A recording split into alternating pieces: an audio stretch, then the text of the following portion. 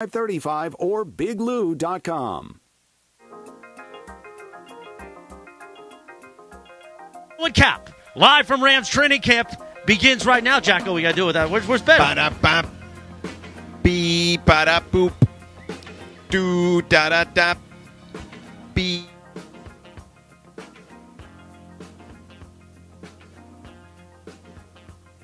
That one on? Oh, which one is it? That one. There you go. Yeah, I never. Very small market. I mean, you did it yesterday.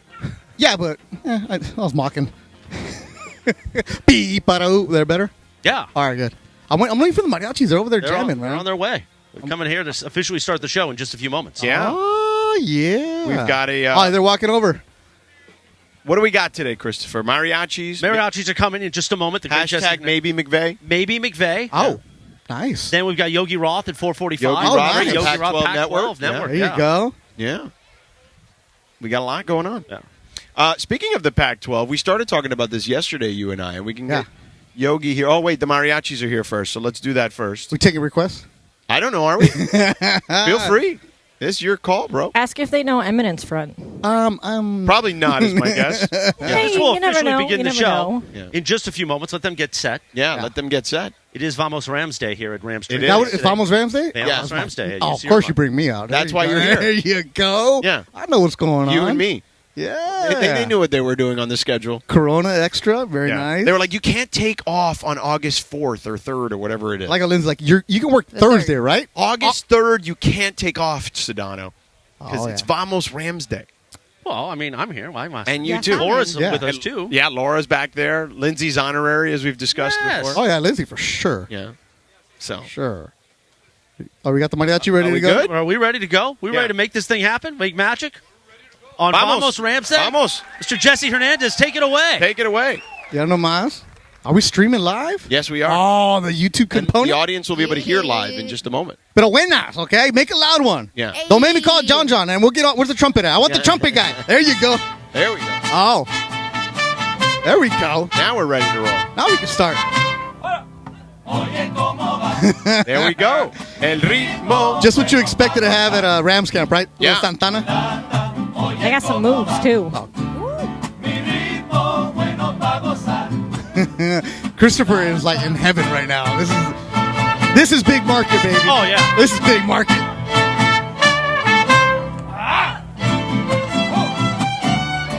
There we have it. The Rams Mariachi, they get down every single game. They do. We should start the show this way every day. We should. Live in studio? Oh, I'm ready. We should have a horn section. Yeah. Oh, we need A a string horn section. Played the horn over the last 30 minutes of Mason and Ireland. Oh. A string section. Rams Mariachi, they get there early, too, to SoFi. Yeah. See, now the Mariachi plays a cheerleader show up. So there you go, the Rams squad. This just feels cool out here, man. In Irvine? Huh! There you go. El ritmo. This is my Santana. Have you ever seen him in Beto, concert? sing. Mulata. Yeah, sing along. I know my role. El ritmo. Where's El Torito at? Let's go. We got to get Cappy an outfit so he can join Oh, the my fair. God. Oh. Cappy would totally wear the Oh, mariachi absolutely. outfit. Didn't Jalen Ramsey do it last year? He showed He up to a did. game. He did. Yeah. He did. Yeah. So this is a great way to start the show. Practice hasn't started yet. The guys are just warming up. Matthew Stafford is throwing right by us. I'm sure he's like, yo, I Dude. want to throw to this every day. Look like they're turning around, too. Like, oh, that's Stetson Bennett turning around. He's like, yo, I didn't get this at Georgia. Yeah. We didn't get They're this in doing a Athens. sports radio show with a live Mariachi Yeah. band? Yeah, we are. This is LA, baby. This is There LA. you go. This will Oh, be watch out, Josh. Get out of here. This will be part of Mandy's 3, I guarantee you. Oh, There you go. absolutely. Just- they're hired. They're done. And the Circle of Trust is here. Oh, are they? The circle? Circle! Hey, Casper! Hey! There you go. That's all I'm saying. Ándale.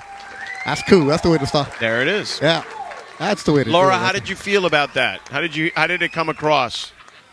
I love it. I mean, I'm always down for that, and they are great when you're at the Rams game because I've taken pictures with them. There's always Everybody super takes sweet. pictures with them. Yeah, Like, that's I the know thing. they You go do, up but there. like, so good. They're so nice. Can I get them for my kids going away party in a couple weeks? Maybe. Mattel goes away. I can't afford them. Yeah. I can't afford the Hernandez brothers. Yeah. Yeah. So we have Jesse, right? Jesse Hernandez here. Hola, caballero. Mucho gusto. Mucho gusto. How are Gracias. Nice to see Bien, you, bien. Jesse. Who's talking? That's George. I'm George. He's Beto. Beto. ¿Cómo estamos? Beto a saber. See, that's what Fernando Valenzuela says every single time. Beto a saber, right. Yeah. So tell us how you guys got started here with the Rams. Well, I belong to this group called Mariachis de Mexico. Fantastic. For many years. The director is Jose Hernandez, who's my younger brother. So actually they call him for his group to perform, but they travel all over the place, so Right. they can't really do a lot of the home games. So he proposed to them to make Mariachi Rams just for the Rams. Right. So the only time you're going to see us as Rams is when we perform. Right, together at the nice. games. Exactly. So, we started like scouting some of the young talent, like the young guys, and a 9-piece group. So what goes into scouting in this scenario? Because I'd love to hear this part of the Well, Yeah. Who's getting cut? If you notice, everybody's pretty trim. Yeah. So part of it is looking good. Yeah. Yeah. And No tortillas. Yeah, no tortillas. Yeah. No tortillas? Yeah. No? A lot of pan. A lot of protein? Yeah. Pan mexicano. Mexicano. Sí. Anyway, no, we do not concentrate, but we think that if you look good and you get good musicians, Yeah. you can only win. I mean, Yeah. Nobody Right. has a belly. No Good barrigas over here. I'm a Riga. Yeah. Yeah. That's the precise that thing. We're trying to escape the stereotypical mariachi because they always picture mariachi with a Big belly, yeah. Exactly, and Yeah, so there's no offensive lineman over here. All receivers. Tiene que estar guapo, Exactly. ¿no? Yeah. They get chulos. Yeah. hay que estar guapo. Yeah. It is what it is. How many? So only 9 guys perform, right? 9 guys. How many tried out for this? Well, I heard there was a lot. there was a good pool of Yeah. musicians, and then at the end of the day, whoever gave the best bribe. Yeah, exactly. That is una mordida. The real Una Mexican mordida. way. ¿Quién quiere ser parte del grupo? Now, what I was telling these guys, one of the cool things about when you go to a Rams game, we have to get there early for a media game where George is working play-by-play. Correct. You're there, 10 a.m. for the 1 o'clock game or earlier? Around that time. And you do the sound check. Exactly. And one of the coolest things, George, is when they do the sound check and it's completely empty at SoFi, Yeah. and it just wakes up. It makes Yeah. you think like you're at home as somebody's cleaning. Even we wake up. But your whole day, it starts that early, and you're there after the game, too. No, not after the game. We kind of leave like the last time that we played is during the third quarter. Okay. We do a little 90 seconds, and then we're out. That's So it. cool. So it's more, so many hours that we spend there, Yeah. but the playing time is not really that surmountable. Jesse Hernandez, Vamos Rams Sí, señor. Day here. Vamos Rams, thanks for having Yeah, us. thank and, you so much for we'll see coming you by. at SoFi. Appreciate it. Yes, sir. We'll see you SoFi. at the games, yes. George, while we get Coach Vamos up, bien. why don't you take a picture real quick with them? Yeah, Yeah, I will. yeah. Let's take a picture. We'll get Coach up and here then we'll in get just a Coach moment. Raheem Morris who will join us here in a second. Yes. Right here live at Rams Camp at UC Irvine. How about that, Laura? What other sports radio show is starting camp that way on a Thursday afternoon? None, because we best. Exactly. We best. And I sent you a picture. Did you like it? I haven't looked at it. Let me look at it while the guys take a picture here. And then we're going to get I Coach took Raheem one Morris. with them when they were leaving Oh, on my beautiful. last Rams game. Oh, I'm telling you, they're super sweet. We were leaving, and I caught them, and I was like, "Can I take a picture?" And they're like, "Sure." that is a great picture. You need to post that in the Right. community. It's a great picture. All right, Coach, It's come on old, up. But Come on love up, it. Coach. Raheem Morris is going to join us in just a few minutes. He's coming, or a few moments. He's coming on up. Sedano and Beto are back up after their great picture. This is beautiful. What a great way to start our broadcast here at Rams Training There we Camp. go. And Coach Morris is going to join us now. Great to see you, Coach Morris. Yes, sir. Yes, sir. Coach Morris, when he came here, we had one of the best interviews we've had in a long time. Sans Sean, because I know Sean gets jealous if we see someone was better than Don't him. let him get sensitive. Right. But you revealed to us about what we then decided to call him S Boogie, because you told us about his dancing, and since then he has never lived that up or down in that scenario. You know, he's not a dancing move right now. No, I bet not. We're about to be locked in and loaded in Yeah, practice, but he will be. In the off season though, he said he did admit he's like, maybe I can dance. He's like, after a vodka soda or two. I can get S Boogie back out of him in the offseason. It's There pretty you good. go. It's Now, pretty easy. what's the energy been like here? A lot of young guys out here. Obviously, change over the last couple of years, but particularly from last year to this year. What is the energy like here right now, Coach? You know, just been enthusiastic. You just mentioned it with the youth, the different people, the different roles being formed, guys having the ability to get out there and prove themselves. I think it brings sort of a nice energy for not only the players but the coaches. It's a challenge for us all. It's a challenge for you guys to find these new faces, these new homes. Everybody knows Aaron Donald on defense. And then after that, who is it, right? And then you give a little challenge for a guy like Ernest to step into these roles and to fill these roles of leadership that we've had such a good time and a good run here at the Rams with. And now these guys are going to go out there and prove some people wrong, I think. I think so, too. Now, listen, a couple of things. We had Ernest on the other day. You know, I also work on NBA broadcasts. So I told Ernest, I saw your comment about Steph in the golf. Yeah. I said, when I see Steph in a couple months, I'm going to let him know. So you better be ready because he takes that stuff very seriously, the golf stuff. Ernest might have made a serious error right there, challenging Steph in anything having to do with accuracy. If we have a toughness battle between Ernest and Steph, I'm taking Ernest when it comes to something on the football field. But if we're talking about golf or shooting a basketball, I'm out. I'm taking And then Steph. he's like, I just started playing. Like, it's that man. easy. This man just won the American Century Classic. What are you doing, Ernest? I started a year ago. I'm ready to go. Like, It's clearly a man with way too much confidence in his ability when you're talking about one of the greatest shooters of all time. But, you know, you being a defensive guy, the defensive guys got a little screw loose here and there, and that's part of what makes them great on defense. That is it. You know, part of it is confidence. So let's keep that confidence going. Let's not show him this. Let's not let him hear this tape, this recording, and nothing about it. But let him keep his confidence, but let's keep him far away from Steph as we can. Coach, when you're coordinating for a squad, right, you're looking at the guys. For you as a coach, the first week, how many of these names do you actually know? You know, Beto, it's been a great offseason and a chance to meet these young guys, these Tanners, these Rashads, the people that you guys have no idea who I'm talking about, has been fun in the meeting room, right? The bond that you get a chance to get with these guys in the meeting room, see if they can take it to the classroom, then having a chance to go out into the grass and actually execute some stuff in the offseason, having an offseason this year, which was different than last year from the Super Bowl run. Yeah. And now having a chance to get to training camp, these guys are ahead of the curve or a little bit further than you thought they would be just based on the genuine knowledge of you got to give their coaches credit. You know, some of the new faces in the coaches that we're born in here, the Aubrey Pleasants of the world, the Joes of the world, and all those kind of guys that are coming, affecting these new guys, along with Beak, along with some of the people that's been here like Shula. I mean, you got to be fired up, Mike, and all the guys that we have, you know. And then obviously over in the dog pound with Henny and AC, their coaches have formed a great bond with their players to get these guys to come out here and practice and play hard and fast. And, of course, you know, you look at the other side when they're going up against the Cooper Kupps of the world. I know he's a little dinged up with the hamstring, but, you know, when you got someone like that on the other side, guys like Tyler Higby, right, all those guys who have been there, played in a Super Bowl, won a Super Bowl, and for your young guys to compete against those type of guys, and Avila, right, on the offensive line, going up against Aaron Donald, that is invaluable stuff, isn't it? You know, to me, it all starts with number 9. You know, if number 9 comes out ready to play, and Coop's going, and some of those guys that he can get involved with the football and be able to spread it around and throw it as much accuracy as he's able to, it only makes our practice go. And when that's going the right way and things are clicking the right way, it gets Sean going. It gets his juice and his energy going. It gets the script thrown out of the window and the competitive edge comes out from both of us and have his ability to compete. Having Mike LaFleur here has been awesome. Yeah. It's been such a sounding board for Sean and such a something else for me to compete with. And getting all these guys involved has just been something great, man. And watching these guys go out there and compete, which you're going to see today, which I think we're going to have a high-level competition once it gets going, especially when the scripts go away. You've talked about it with us before, and he's obviously talked about it. You guys are like brothers. You guys go way back.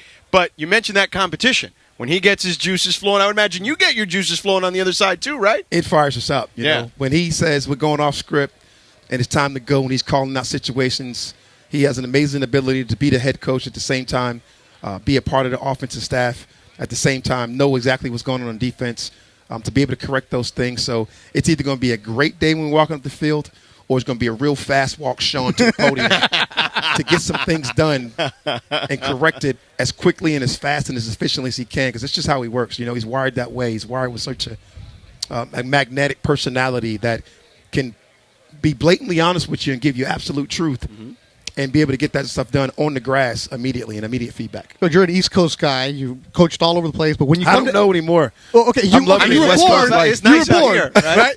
I was born over there, but but you've coached in the East. And when you look around this Rams camp, and we were talking about just how hard it was to get in here with the traffic at the park, and the Rams fans, their faithful come out strong, right? So when you first came out here, what'd you think? You know, this Rams fan base has been great to us.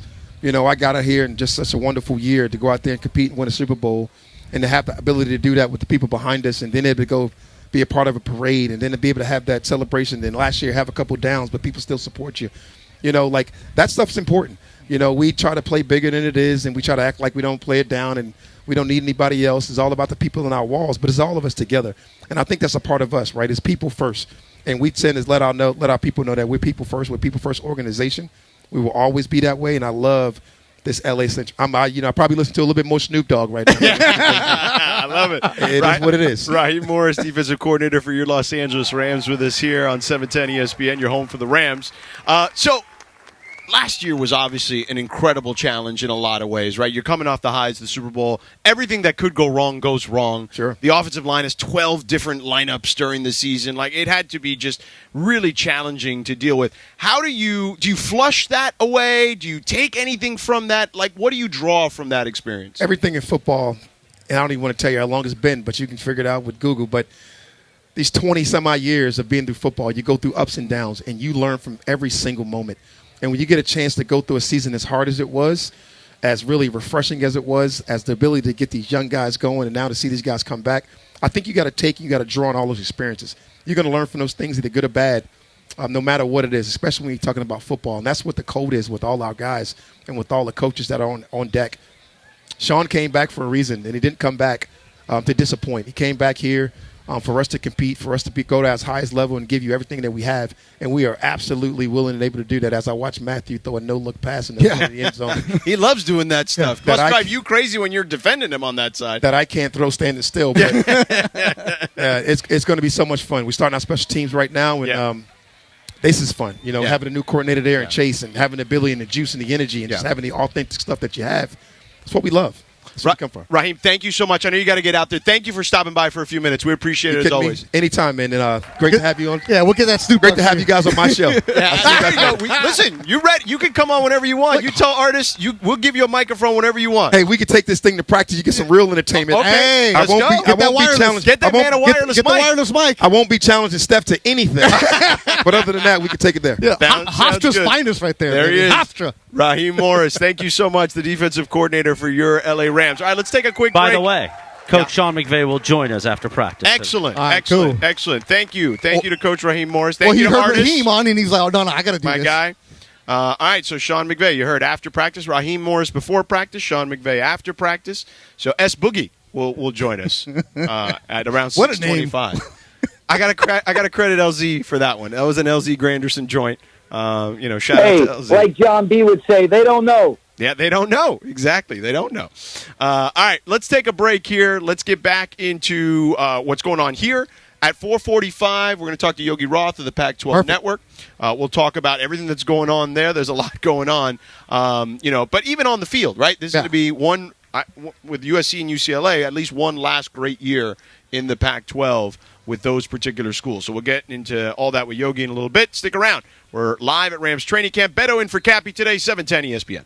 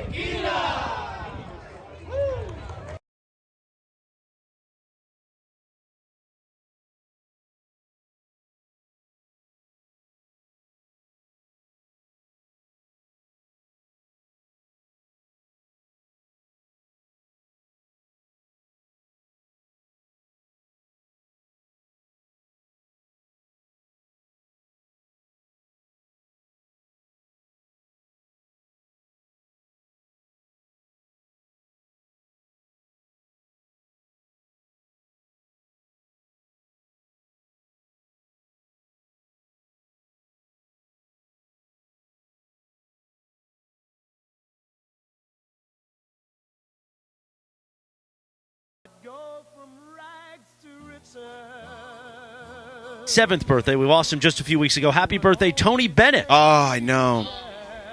Tony Bennett, fantastic. And, of course, this song from the movie Goodfellas, used a lot, Rags to Riches. Yeah. By the way, as we continue here at training camp, ESPN LA and Hollywood Park Casino are giving 12 fantasy football commissioners the chance to win a fantasy football season experience, including the ultimate fantasy draft party for their ESPN fantasy football leagues and weekly prizes throughout the season. What you got to do is you got to register right now at ESPNLA.com. Scroll and click that Hollywood Park Casino logo, and we'll see you on Friday, August 18th at HPC, Hollywood Park Casino, Eat, Drink, Draft. You're going to be out there that Friday, right, Ben? No, I'm not. I'm out of town. Oh, I thought that was... Oh, no, that's Cappy is actually at that one. Cappy's at that one. Yeah, I'm out of town for that one. DeMarco, Kirk. Nice. All of our friends there. Yeah, we were there last year. It was a good time. It's a great time. So be part of that. Go to ESPNLA.com right now. Take it away, Sedano. Right now. Isn't he great, Raheem Morris? The best. I mean, Christopher, too, but... Yeah.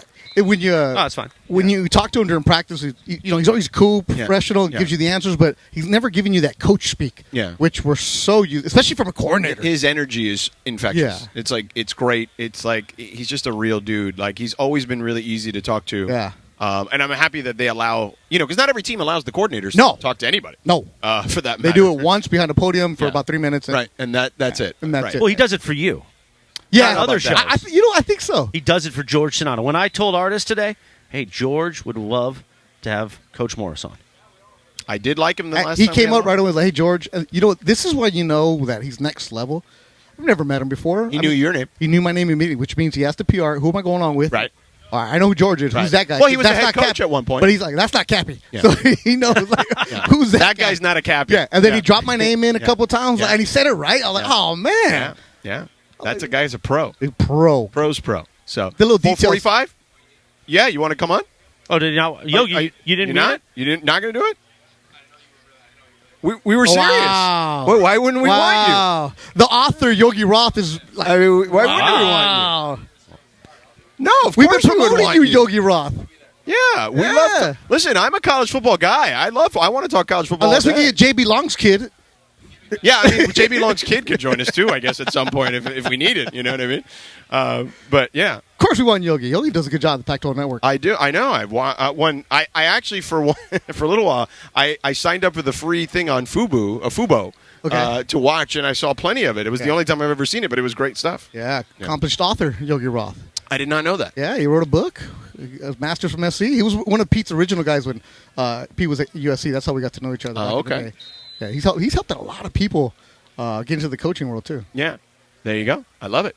All right, so these guys here, there's a lot of chatter, and I thought Raheem said it best, right? Like everyone's kind of doubting the defense because there's a bunch of young guys, but I don't know, man. Like, I think, like, you look at that team last year, right? They had a lot of injuries on offense, but they also had a lot of stuff happen to them injury-wise on defense. Mm-hmm. And their defense was pretty good, I thought, last year. They were solid, and they could have been better. Right. But, you have Aaron Donald, and there were some games where he's not exactly going to be there because they were – towards the end of the season, what is he going to play for? To me, if I would have had more time, but he had to run, obviously, for practice, I wanted to talk to him about the game plan against Kansas City last year. Remember, they were right there. Like, they could have won against the Chiefs on the road in Arrowhead with, like, a third-string quarterback, and the defense kept them in that game the entire game. Like, he's a great defensive coordinator, man. This is when people start talking about the Rams, like, for Caleb, and they're not going to do well this year. I don't buy it. No, because a guy like Raheem Morris. Right. Of course, Sean McVay. Of course, McVay, but take him out of the situation. Right. But you think Morris is going to be like, hey, if I'm trying to get a next level job, right? If I'm going to let my team just get smoked everywhere we go, at least we're going to compete. We're going to do something. So this Rams team can compete with people. They're going to have some bodies. They're going to get in there and they're going to mix it up. And one thing that just from the energy that he's bringing out here, like he was talking about not just Aaron Donald and the guys at the front, the last guy on the roster who you never know, he might be a practice squad guy or he might be the 53rd man on the roster. Right. Those guys are going to compete for you because of what the leadership that they have. 100%. That's why they're not getting that. Yeah, I think 9 wins. I think people think I'm nuts, but I'm telling you, I think you're nuts. I think they're a 9-win team. 9-8. Their schedule, the first couple of weeks is tough, but they basically got like a tough team and then like a not so tough team. If they beat Seattle in week 1, they can win 9 games. And look, you're very optimistic, George. Yeah, great. I love the optimism. Here, let's do it. I real see quick. more. Oh, we're going to do that. I see more like 7-9. Right, just do it real quick. Seattle week 1. I think they can win that game. You don't? They've had their number over the years. Yeah. I mean, even Jeff Fisher beat Seattle. Where's it at? It's in Seattle. That's why I'll go with Seattle. Okay. San Francisco, that's probably a loss. I don't know. San Francisco, they're still up in the air. That's the team where you're like trying to figure things out. No, I think they're really good. No, but quarterback-wise, what are they going to do? Doesn't matter. No, when the Rams play quarterback-wise, they're really good. They're the best roster in the sport, sans the quarterback. Sans the quarterback. But if their quarterback's not there, as long as the quarterback doesn't make like incredibly ridiculous mistakes, like they're going to win a lot of games. No Purdy, and then give me the Rams. Okay. All right, it's fine. So we're both at 1-1. Yeah. Just different ways there. Yes. At Cincinnati, if Burrow plays, they're not going to win that game. I don't think. No. But still, at the Colts, that's a win, dude. The Colts are going to stink. They're a mess right now. Right. They even have a running back? So there you go. So there's 2-2. Philly, at home. I mean, Philly should win that game. That's fine. But then you got Arizona. 3-3 after 6 weeks. Take it. Okay. Yeah. So that's what I'm saying. Then the schedule. Yeah, Pittsburgh. Like, Pittsburgh's good, but they're not, like, great. Yeah. At Dallas, okay, that's probably a loss. At Green Bay should be a win. I don't think they're going to be that good. Green Bay's not. It's going to be a mess up there. Right. So then you got Seattle again, Arizona again, Cleveland. No offense, Linz. Cleveland, woof. At Baltimore, that's a tough one. Washington, that's not a tough game. New Orleans is not a tough game. At the Giants is not a tough game. Like, I'm telling you, that 9 is doable. It's optimistic. Okay. I just see a couple games being kicked away. All right, I'm going to tell Sean when he comes here, I got you at 9, maybe even 10. Oh, come on. 10 is like the ultimate Jeez. ceiling. I'm not even joking. Okay. Like, everything breaks their way, 10. Oh, well, yeah, if everything breaks their way. Okay. Bueno, all right, okay, everything breaks bueno. their way, and they all stay healthy, and Right. everything's fine, and Stafford has That's all what, Pro that's Bowl what year. everything breaks your way All is. right. 10. Yeah. By the way, you know who's co-hosting the Rams postgame show? Who? The first night of preseason? Who? Saturday, August 12th. Steve Mason? With Travis Rogers. Who? It's actually the Coors Light postgame show. One Beto Duran. No way. Oh, yeah, I am. Yeah. I'm like following You're along like, with you, like, who? who? Yeah. I forgot I agreed to that. August 12th. It's Yeah. a Saturday night. Me and Travis. Coors Light. Oh, yeah. And that's a home game, right? Yeah. So that's at Hollywood Park, I believe. Oh, we do it for Hollywood Park? Yeah. Oh, that's dangerous. Or no, actually, preseason, I don't think we do yet. Can we do it, though? No, I don't think so. Can I just go I on think my that own? starts on week 1. I'll play some Pie Yell real quick. Yeah. Lop, lop. And I believe the preseason's about to kick off, right? Yeah. Yeah, it is. Lindsey's Tonight. Browns. Tonight is the That's Hall what I'm of saying. Fame. Lindsey's Browns against the Jets. You're Oh, still that's a Browns right. Is that fan? who they're playing? I just know Yeah. Aaron Rodgers Still? is playing. Yeah. Yeah. All right, let's take a break. Yogi Roth, Pac-12 Network, is going to stop by. Let's talk some college football with him. Stick around. 710 ESPN live from Rams Training Camp.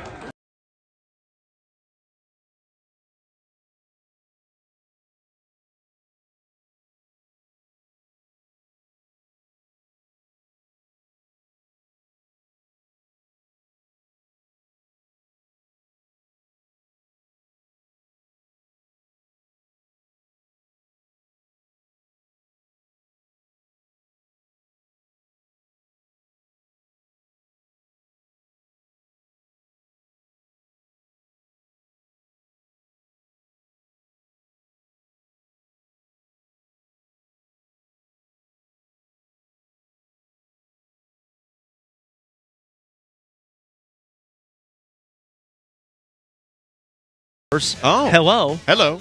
I love you. Not you. Well, I mean, You I do love do. you a lot. Be though. honest. I do. Don't say it in front of John Ireland because he'll get upset. Or Cappy. Yeah. They get jealous around here. Why? 'Cause the doors? No, they get jealous because he said, hello, I love you. And I said, I know you do. And then he's like, well, not you. And I'm like, yeah, you do. You really do. But Ireland's like, oh, he loves Sedano. He doesn't love us. You sound like me. But he always answers, but he's my best friend. We talk 4 times a day. But you don't talk just about work. You talk about life. Mace even called me today. Mason called me. He's texting him at like 2 in the morning. Yeah. Why? He's getting jelly. He is getting jelly. Mason needs attention. You know how this works.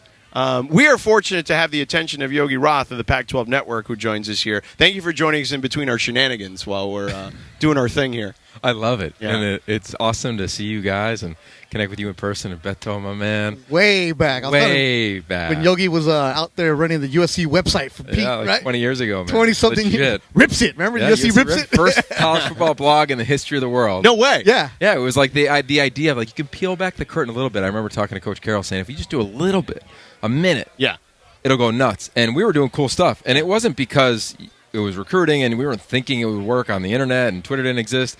It was just like, hey, Will Ferrell's coming today. Yeah. Or, a singer's coming today or Right. Snoop's coming today. Whatever it was. Yeah, And yeah. it was just like, let's just show him a little bit. Yeah. And it went nuts. And then he was like, okay, including coaching the quarterbacks, you also have to run this website and host the podcast.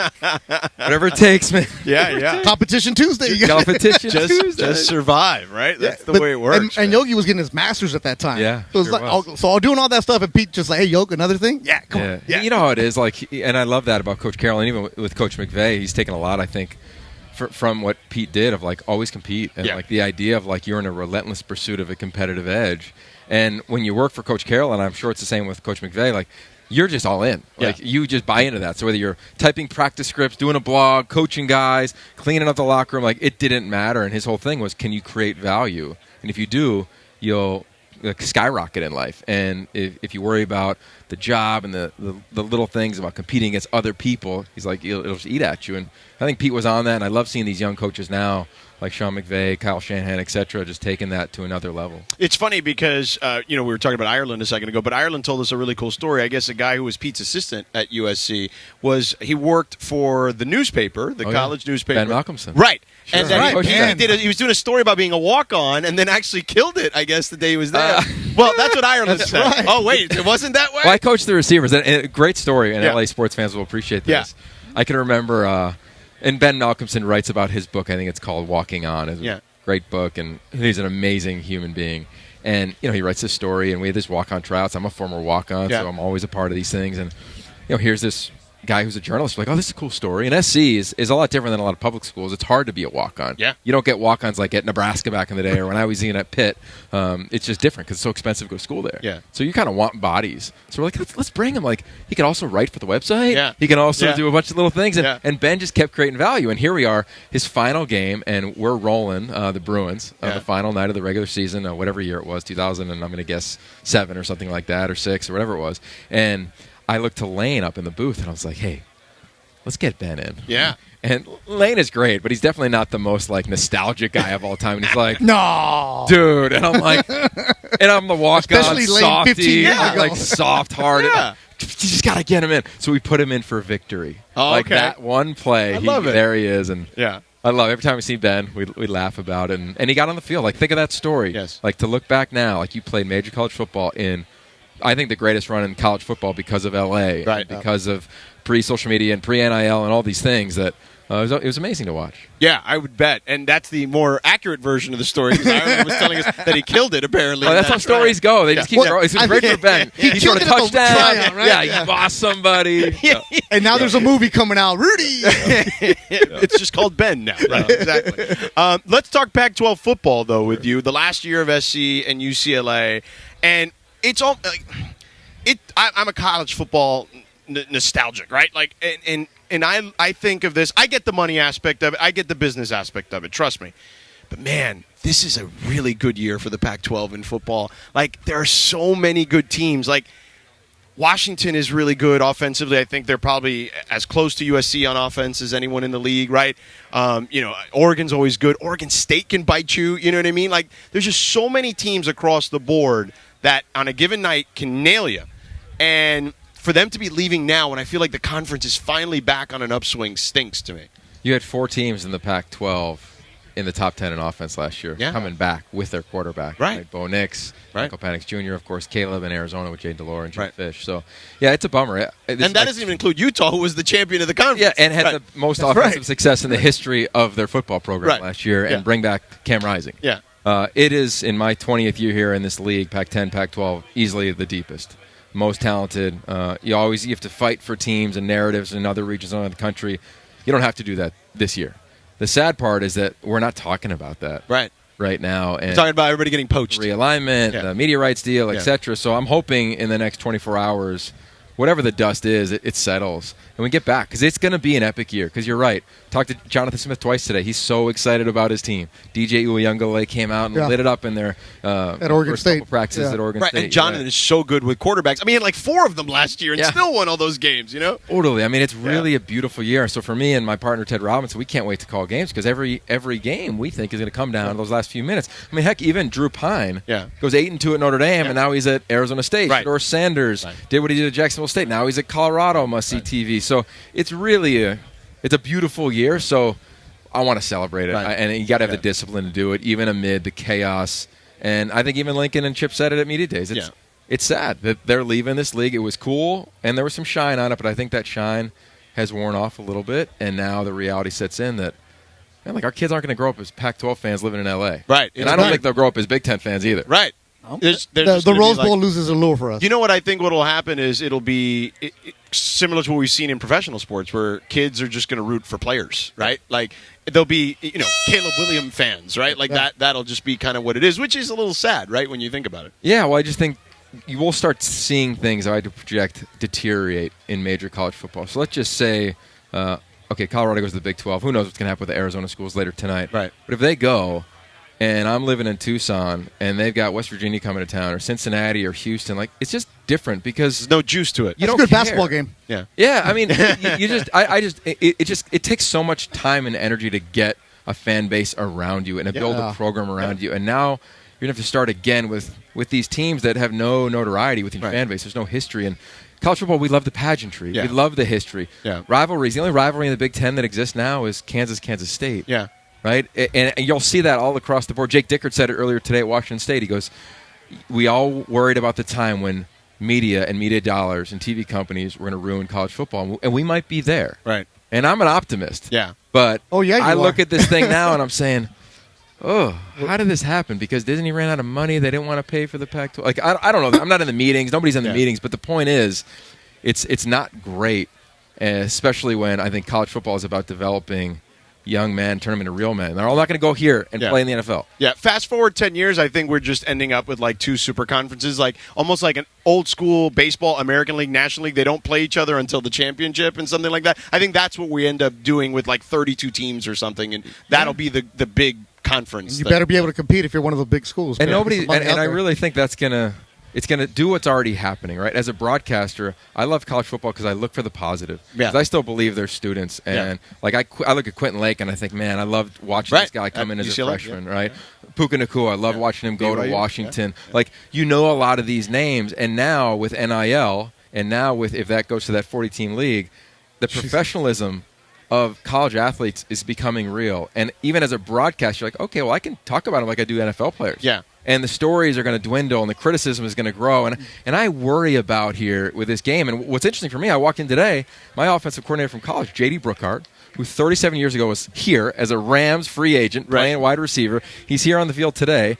And I'm saying to myself, if it went back to the Big East and the Pac-10, and what it used to be with the expanded playoff, it'd be pretty cool with that regional part of college football. No doubt. Now, let's talk about the stuff on the field. Yeah.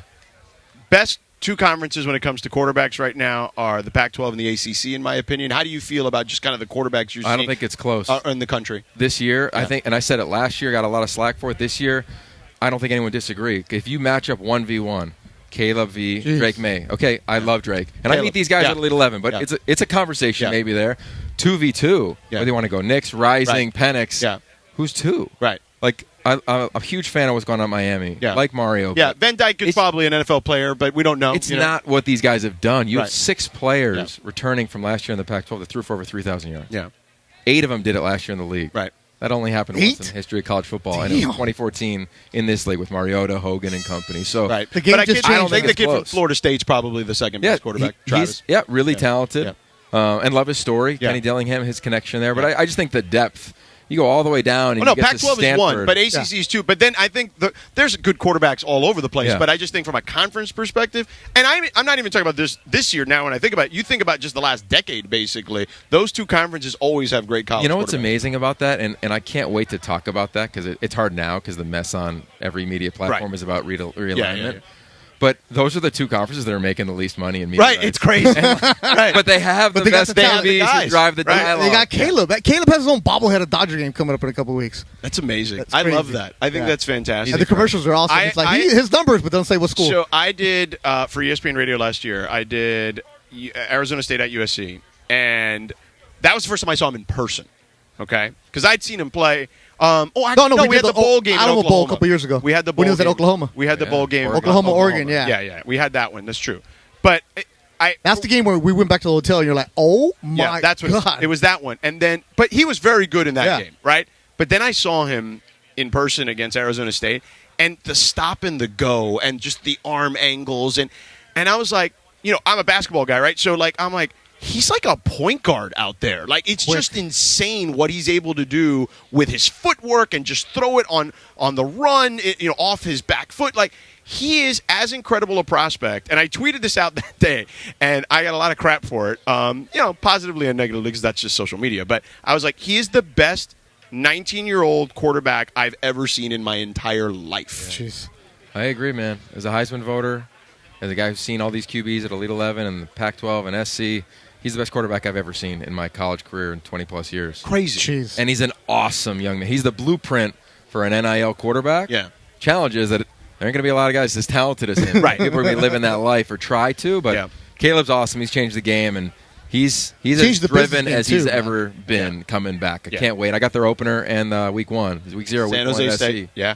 So it'll be fun. Awesome. Dude, it was a pleasure finally meeting you. Too, bro. Dude, let's do this more often. I'm in. All right. Anytime. I love it. I love it. There he is. Yogi Roth, Pac-12 Network. We got to take a break. 1 hour down. 2 more to go. Sean McVay joining us at about 6:15. Stick around from Rams Camp, 710 ESPN.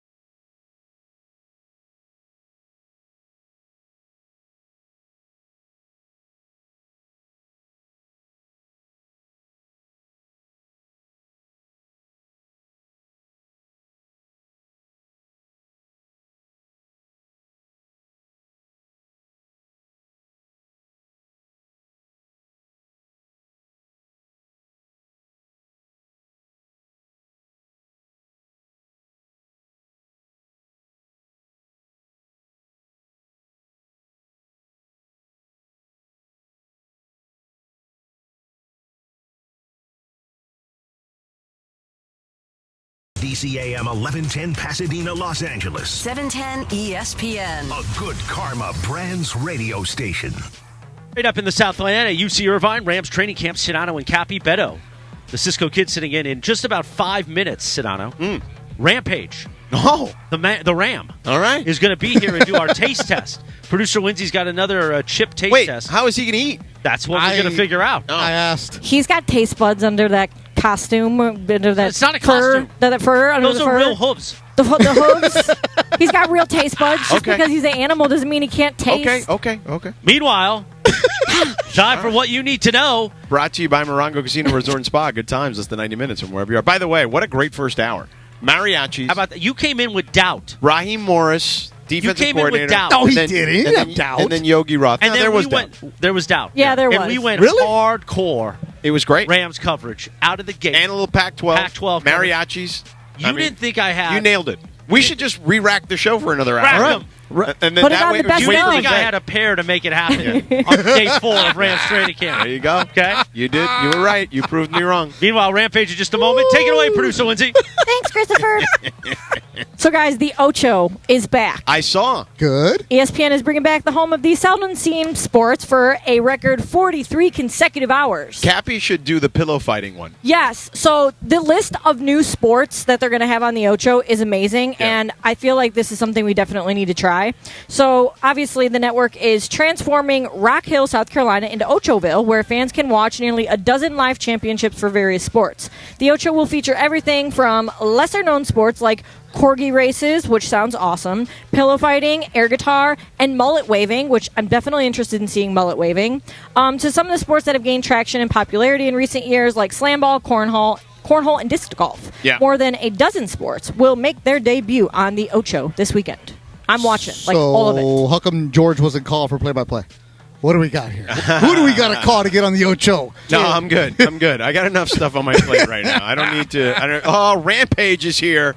I don't need enough. I've got enough. I'm good. Someone else can do that. And now that Rampage is here, I don't need anything else. Does Rampage need headphones? There we go. Yeah, he's All right. got it on his snout. So just so you know, Rampage, normally on Tuesdays we do like a taste test Tuesday where we have all these really weird snacks. Right, but we didn't do it this Tuesday because we were well. Lindsay wasn't here, number one, because she's the host of the Taste Test Tuesday. I'm the host of Taste Test Tuesday. Right. So since she's back on a Thursday, you're going to be the candidate here. Yeah, it's going to be you. Usually the snacks that we have are like of some other foreign country. They're exotic. foreign country potato Exotic. chips. Yeah. Exotic Today chips. these are les Yeah. from they're salted egg flavored. Yeah. Oh. I have no idea how this is going to Can turn we have out. something to wash it down? Hey, got Casper, give me a some water? beer. Here's some water. Give me a beer. Water if you want. Yeah, there you go. All right, He's got so No. Rampage, you can have your own bag because Michelada, please. you know, Because he's Rampage. you're Rampage and you're awesome like that. I'll open it because I don't know if your hooves can Hooves? get Your in there. hooves.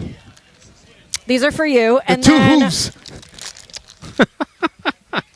What did we stick out your little paw there, Yep. Beto. We went to school for this. That communication Oh, degree these looking smell good, George. delish. No, Oh they no, don't. that's too much. Oh, you're gonna eat all of them, George. Just give me one, Wins. No. One is fine. I'm gonna eat one. This is- one. Yeah, I Okay. don't love it. Who wants to go first? Okay, George got I already went. I don't love it. Nope. And we've had Cheers. a lot of them, and they're good, but I Salted don't love egg? this one. salted egg. Yeah. Is salted egg like a delicacy somewhere? Maybe. That's out to you. You like it? Oh, these are terrible. That's not great. Oh. Here, give me a. Oh. I got spit Rampage Hang on. was okay with it. Nasty. No, he's not. He realized they're terrible. Yeah. Damn, Linz, what'd you do that for? I apologize, Rampage. Oh.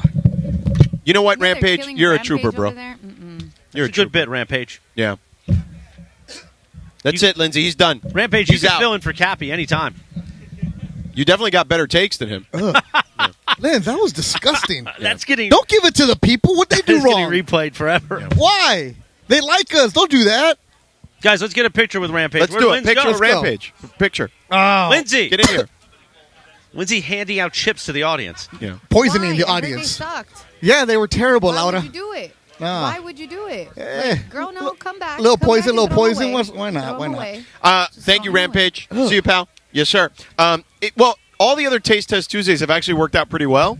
Yeah. But this one was terrible. This one? Hey, I just want to say that I brought it up to Carlo and I said, should we bring the Taste Test Tuesday out to camp? I was thinking we could ask like Sean McVay, maybe Raheem Morris, but Rampage was the only one willing to do it, Yeah. and that was a pretty gross one. That was bad. That left a terrible taste in my mouth. Go to break. It's too early. No, like goes. I need like. I think I'm going to take my credential off and stick to the Corona stand. Yeah, I'll go with you. Yeah, not good. So anyhow, this isn't even a bit. This is just nasty. It is really good. I need some candy or something. The reason why these bits pop, they pop on social. They do really well. I think we get a foreign audience coming in with the exotic because these videos are doing extremely well. I think the countries where these This chips is from originate- Thailand. Yeah. Oh. I mean, we can see if the circle wants the rest of them. That's right. The Circle of Trust coming out strong, and I believe I spot Don Benson. Yeah. From the Benson crime family. Is he around? Oh, he's not in right Mammoth? there, but he's not. Is that in Mammoth? He's on Mammoth with Cappy and the team. Yeah. By the way, Beto, you've got your pin, your Circle of Trust pin. Oh, I got a pin Casper's coming my got way? for you. All right. So, Beto, Yogi was awesome. I mean, yeah, he's great. I've learned. I would have that for guy on years. every day. I mean, that guy's amazing, Christopher. He's almost Bill Walton-esque. You know, ask him one question, wind him up, he's ready to go. But No, he's so good. But he's so in depth. Like I said, he wrote a book. Yeah. Has a podcast. Does video. He actually did a movie with his dad called. They walked across Europe. Yeah. It is like taking a walk with your dad. That's cool. In that moment. So yeah, I'd love to have that conversation. I'm sure Cappy would try to do like an Oprah interview with him. Come though. on, Yeah. Trying to Come on now. Trying to Be be like, Roy that's not Firestone. Yeah. Can you cry? Yeah. He would. That's what it is. Cappy would try to be Roy Firestone. I'll tell you this: if we had a 7-10 calendar, Yogi would be. he'd be he's big a part of handsome it. dude. Big part of it. As You a have a handsome man crush. His hair, the way it flows. Oh my! Perfect. I was staring at his hair. Yeah. It was I was perfect. getting lost in his eyes, as Debbie Gibson It's perfect. would say. And I'm telling you. And the headphones didn't mess up the hair. Not at all. Jealous. I think we can do a 3-man weave when Cappy's out next time. You know? Oh yeah, let's go. And he's more than just football. He Oh, knows I'll what's going tag on. in anytime. Good night, everyone. So Oh, anywho, jeez. but I will say this: it just tonight is a big night. To his point, like the Arizona schools can opt out. Yeah, so what's happening? The Arizona schools can leave tonight? Yeah, they got to know. People got to know. Because yesterday when we left, it was Oregon. Well, right, Oregon, the Cal schools. the Cal and Washington, but that's just a report. Like, It was a report that yeah. they could. Okay, Right, They were but- talking about it. Right, that the Big Ten could be poaching them, but that may not be for this season, for the upcoming season anyway. Not this season, but the following. So now the Arizona schools. But the Arizona schools can opt out. So what's left after this week? After tonight, they could opt out and then join the Big 12 or wherever they're going to go. Oh my goodness. Yeah, the Pac-12 is done, dude. It's like legitimately. It's so sad. But that could have been the school that took teams. It could have been like, hey, we got SC, UCLA here. We'll go grab a couple teams from the Midwest or, like, say, a Texas school or whatever and bring them and make them bigger, right? They could have been that if they would have done it right. If they would have had You're saying the Pac-12 the should Pac-12, yeah. So there's a story in the LA Times today. Get this. I heard Mason and Ireland talking about this. That apparently the Pac-12 wanted to expand. And they wanted to bring in schools. Oh, right? okay. And it was Texas and Oklahoma at the time. Really? This was before the SEC move. And that allegedly, according to the story I heard Mason and Ireland tell, that the Pac-12 went to their schools, and the commissioner, according to John Ireland and Steve Mason, that said, no, don't bring them in, because that means we have to split up the pie even more, was Carol Folt, the president of USC. President of USC said no? Who then did an okey doke on She them turned it around. and left. No. That's what Mason and Ireland said today, according to their reading of the LA Times. So we should probably double check the LA Times. I'm looking at it right now. And not necessarily trust Mason and Ireland's account on this, but No way. yeah. But that's kind of crazy if that's the way it did go down. So the switcheroo? That Carol Folt The old said, switcheroo. The switcheroo? That Carol Folt gave the old switcheroo to the Pac-12 commissioner and said, no, let's not split the pie anymore. And then, like, first time Big Ten came calling, they're like, see ya. No. Do you think that if UCLA was better many of these years, that it was more competitive, that would have strengthened the Pac-12 to where this wouldn't be happening? Nah. It No. happened because nobody could watch them. Right. Well, I think that was a That huge part. killed them. 2 USC games a season where you'd have to go to a bar or No, even then, though, go those to bars, Reddit a lot to of those, find the Pac-12 network. a lot of the bars didn't have the games. No, they didn't have the bar. Right. Or didn't have the Right, games. It's horrible. because DirecTV didn't carry Yeah. Pac-12 Look, network. there's a reason that. And by the way, you want to know what's even crazier? This is super in the weeds. You know that there's AT&T at the time owned two things. They owned AT&T Uverse and they owned DirecTV. Right. Okay. And Pac-12 network was on AT&T Uverse, but not on DirecTV. Yeah. Because I get that they're separate entities, even though they're owned by the same parent company. But how did that happen? Like, how does that not get done? Because if the Pac-12 network would have been on DirecTV, everything was completely different today. Absolutely. And by the way, you want to make things even worse? I remember reading. But wait, there's more. I remember reading this story. ESPN allegedly offered the Pac-12 network to take on the Pac-12 network, like they do the ACC and the SEC network, right? And they said no. Look, there's a reason when we grew up, like I was a Notre Dame fan because they were on TV all the time. I knew about the Iron Bowl because it was games on Channel 2 with Vern Lundquist, right? You knew because the SEC, Alabama and Auburn, right? They were on, every year. They were on Channel 2. You just knew that they were Vern going to be there. Lundquist, CBS. Yep. Yeah.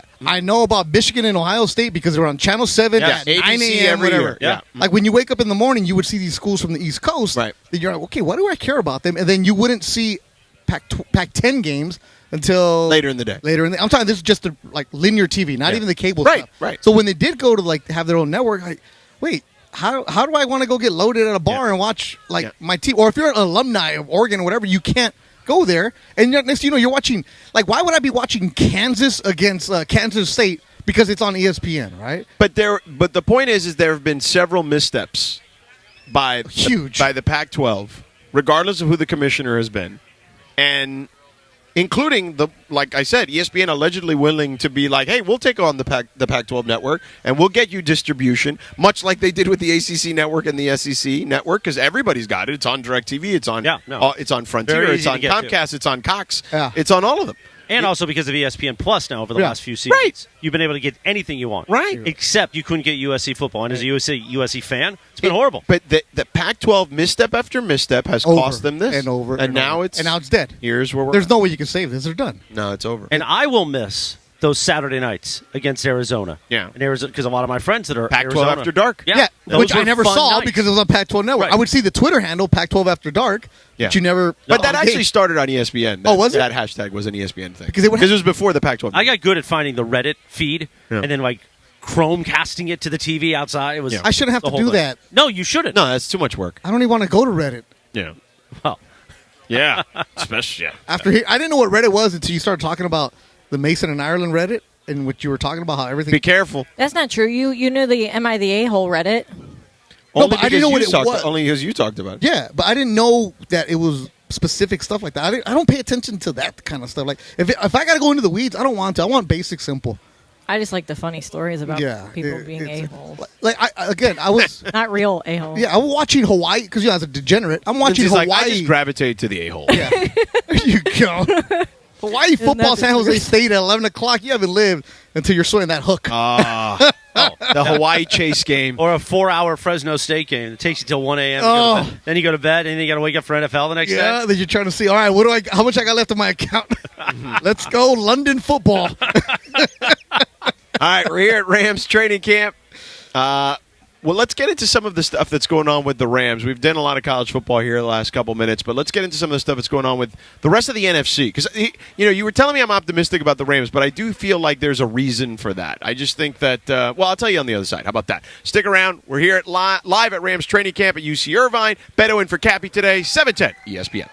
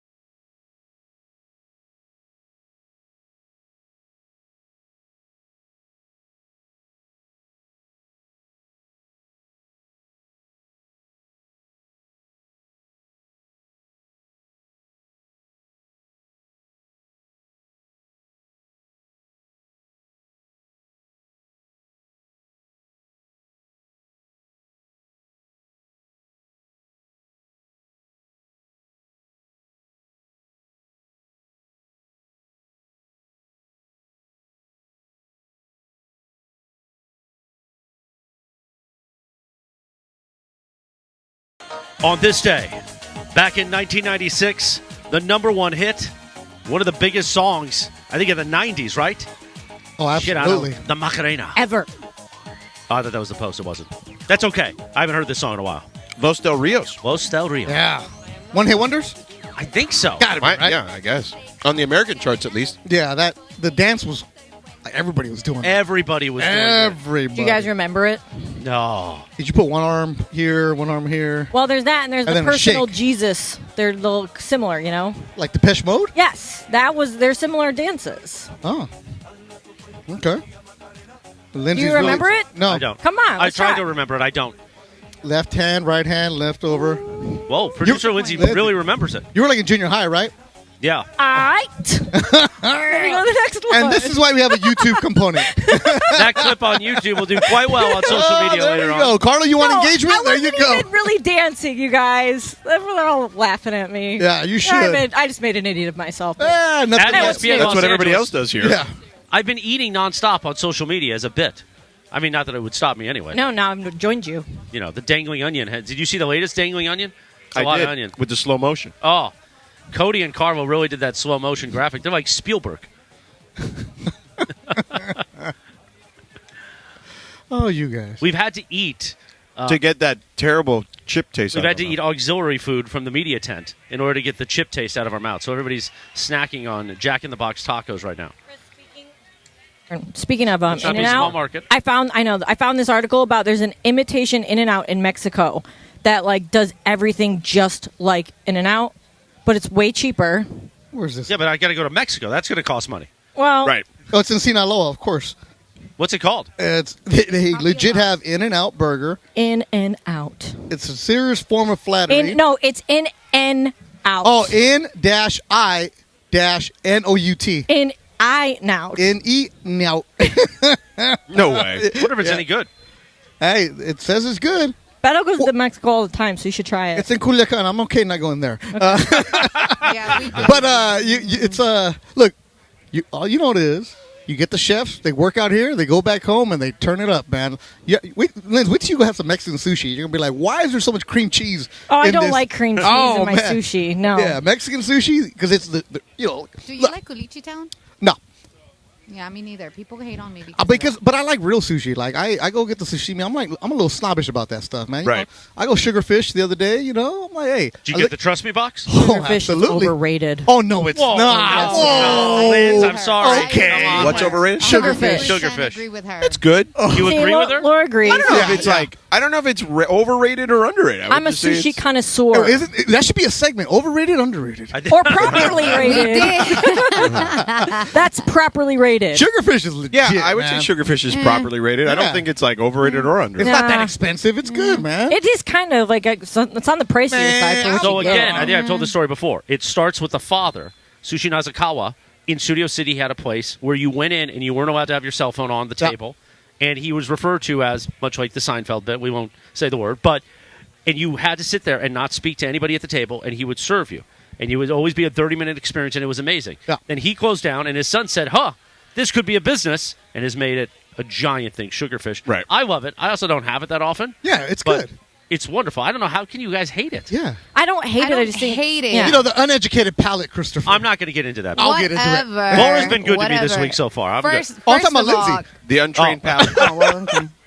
I like. Well, I'm also biased because my friend owns a sushi spot, and his is okay. great. So I'm just saying. Yeah, we've never been there either. It's so great. We've never been. Well, I've been inviting everybody to it, and nobody She goes. does. Only She certain does. people have been. She So, invites us. Yeah, I do. Mm.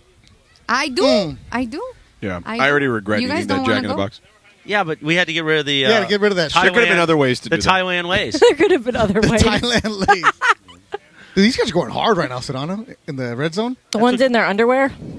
Linz, it's 90 They degrees look like out they're here. practicing They're, in their they're underwear. shorts. That's the bone pants that they're wearing. They look like because of the color. They look like they're like dingy boxer briefs. Like that's like the. It's that's, hot, That's man. the look. It's hot. I'm out just there. saying. I'm not complaining. I'm just saying. I was gonna say, It sounds girl, like don't you're complaining. complain. No. I ain't It's a better complaining. view than what I have I was in just here. So shocked you know? the first one I saw, and then I was like, "Oh, they're all wearing them." Yeah, it's Okay. That's why you got to be very important with what uniforms you wear, because some of these uniforms are ugly in the leagues, man.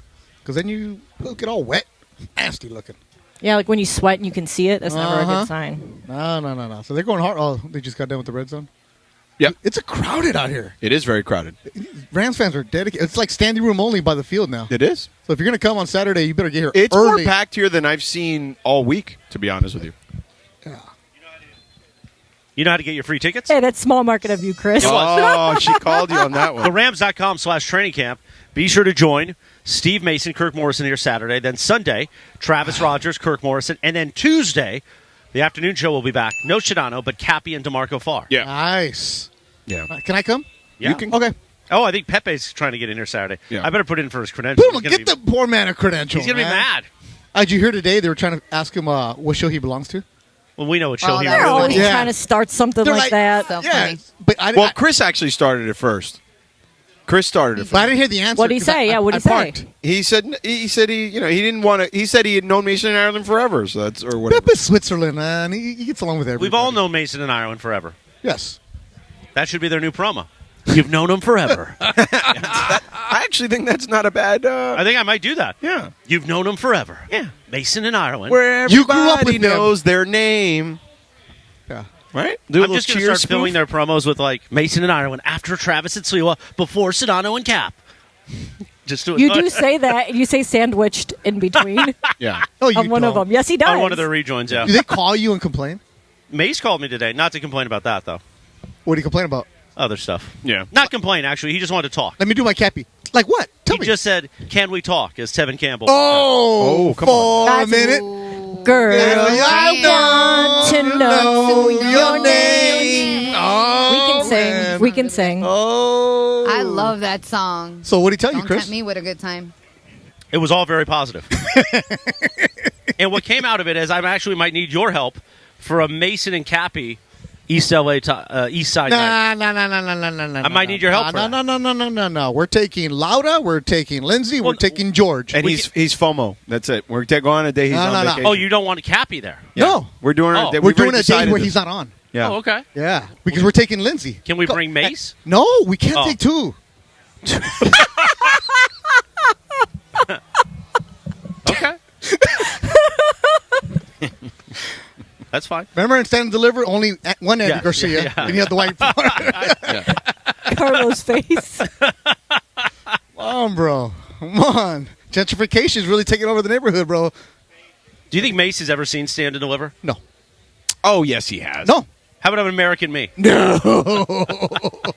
Maybe not Really? that. You don't think he has? No. We should do a viewing. Yeah. Just bring him down. We'll find somewhere on the Those east are side like to just. staples. We'll I've go in a never parking seen it. lot. and Louder, set up- louder. Staples, All right, guys. here. Louder. Have you seen L.A. Confidential? I think so, yeah. That's Mason's favorite movie. It's all time great. It's like a staple, right? But, like, he's in that. Never mind. I'm But not gonna what? Get into, I I'm not haven't gonna seen get it. Roped into this. No, because it's like, remember, we grow up different. We think different. We see different things. Yep. So, like, for them, Stand and Deliver to me is like. That's correct. That's like The Godfather to us. Edward James Olmos. Yeah. Oh, There's no way he's almost seen it. Friday. Almost Friday. Yeah, he has no idea what that means either. Yeah. Guys, I've seen La Bamba. Yeah, that he's seen. That he's seen because Rick Dees is in it. Oh, Rick Dees told me he was in this movie, so I watched it. Rick is in it. Yeah. Bob Keane. Ricardo Diaz, as Yeah. he once called himself sometimes. George is like, man, what are you guys doing? What are you doing? Let's break down D-Lo. No, let's not break down Dino. Can we get Anthony Davis's Let's contract? do Radio Tinder. How about that? Let's go to break. Let's go to break. I need to eat. The great Kurt Sandoval is here. I want to talk to him later. Let's talk to Kurt Sandoval in a little bit. All right. Who, by the way, Kurt Sandoval told us on the air on Saturday, right? Cancer-free. Congratulations. Oh, to that's Kurt amazing. Fantastic. Sandoval. So, but first, let me tell you about our friend Jacob and Ronnie before we do Radio Tinder. Guys, listen. You get into an accident, it's very simple. You need to call Jacob. Just call him at 844-24-JACOB, 844-24-JACOB, 844-24-JACOB. He has to be the first call, okay?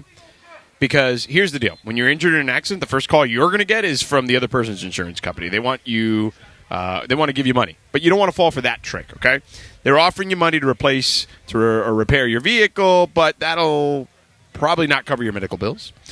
Any lost wages for the time that you've missed work. And safe to say that they're not trying to do what's in your best interest, okay? You shouldn't have to pay any money out of pocket to fix your car or go see the doctor if you're missing work, which in turn is making your paycheck less than normal, right? So don't do this to yourself. You know who to call. You get into an accident, you call Jacob at 844-24-JACOB. Jacob will deal with the insurance company, help you with the rental car, schedule the doctor's appointments with nothing coming out of pocket. That's right. You don't pay a dime out of pocket while Jacob helps take care of you and gets you the settlement you deserve. So remember, guys, a lot of attorneys say they'll fight for you. You call Jacob, he'll win for you. So call him at 844-24-JACOB. That's 844-24-JACOB, 844-24-JACOB, or visit him online at calljacob.com. Prescriptions require an online consultation with a healthcare provider who will determine if appropriate. Restrictions apply. See website for details and important safety information. Subscription required. Price varies based on product and subscription plan. Hey guys, did you know there's a gym?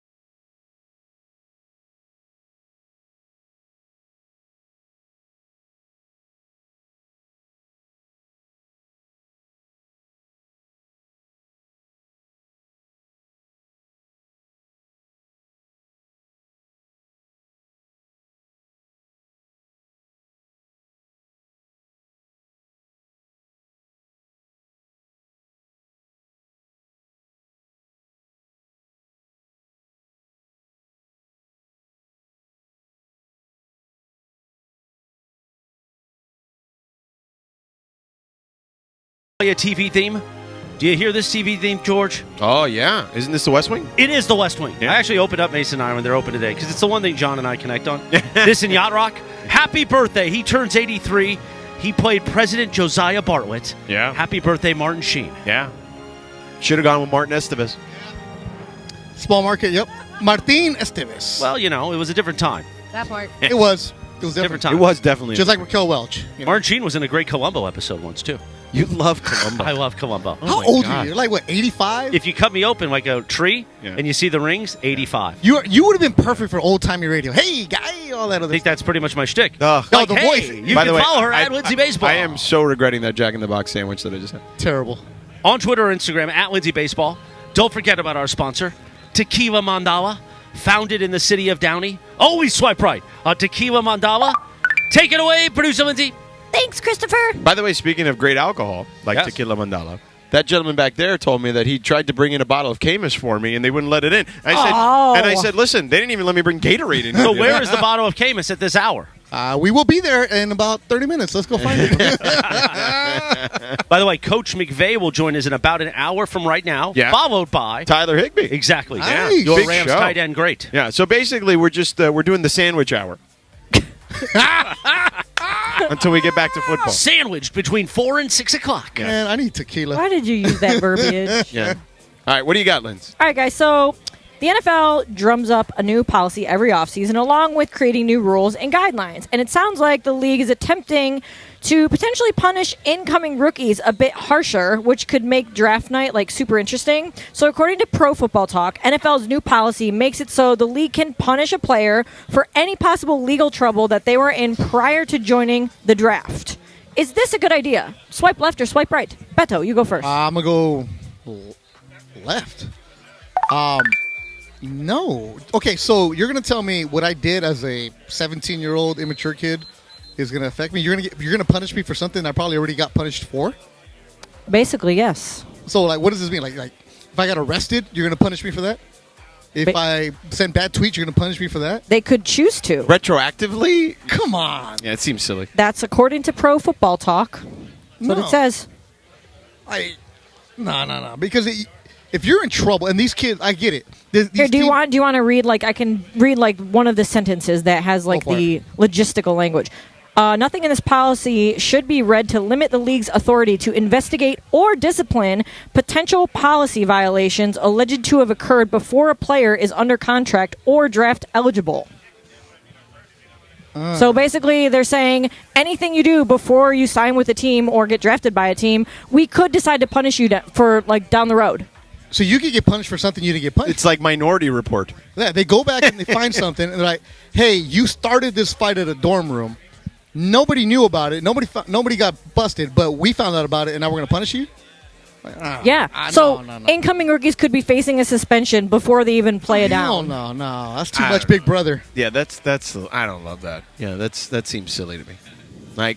Unless it's something that is obviously heinous, that's a different level, different story. But if it's just some minor thing here and there, that people every day get away with, I just feel like that's too much policing. My guess is that they're doing this because potential issues come up after the fact. Obviously these guys will do their background checks, right? Yeah. But maybe there's things that don't come up or things that happen in that period. Well, then do better background checks. How about that? Yeah, you're right. You're right. Very simple. Well, speaking of football, the first NFL action of this season is just, I guess... It's already underway, isn't it? It's underway. Currently underway now, as the New York Jets are set to take on the Cleveland Browns in the Hall of Fame game, which is obviously held annually prior to the Hall of Fame induction ceremony. But this is Have you ever been there to that field? I have. I haven't been to it since they redid it, though, because they redid it 2 years ago. I saw it's $600 million they redid it. Yes. It looks... Do we have an embedded reporter in Canton? We do not. So I was It thinking... is a cool little place to go to, though. We don't have a stringer that can give us a live update? I screwed up big time by not staying down there a couple more days, Yeah. I'm that sure would you guys would have have been a great bit. If I know. We're at the Hall of Fame game? Yeah. You could have strung for us. I know. 9:56 of the first quarter, no score. Back to you, Sedano. Yeah, still 0-0. We are there. With 5 we are there to go. weekends. Remember that?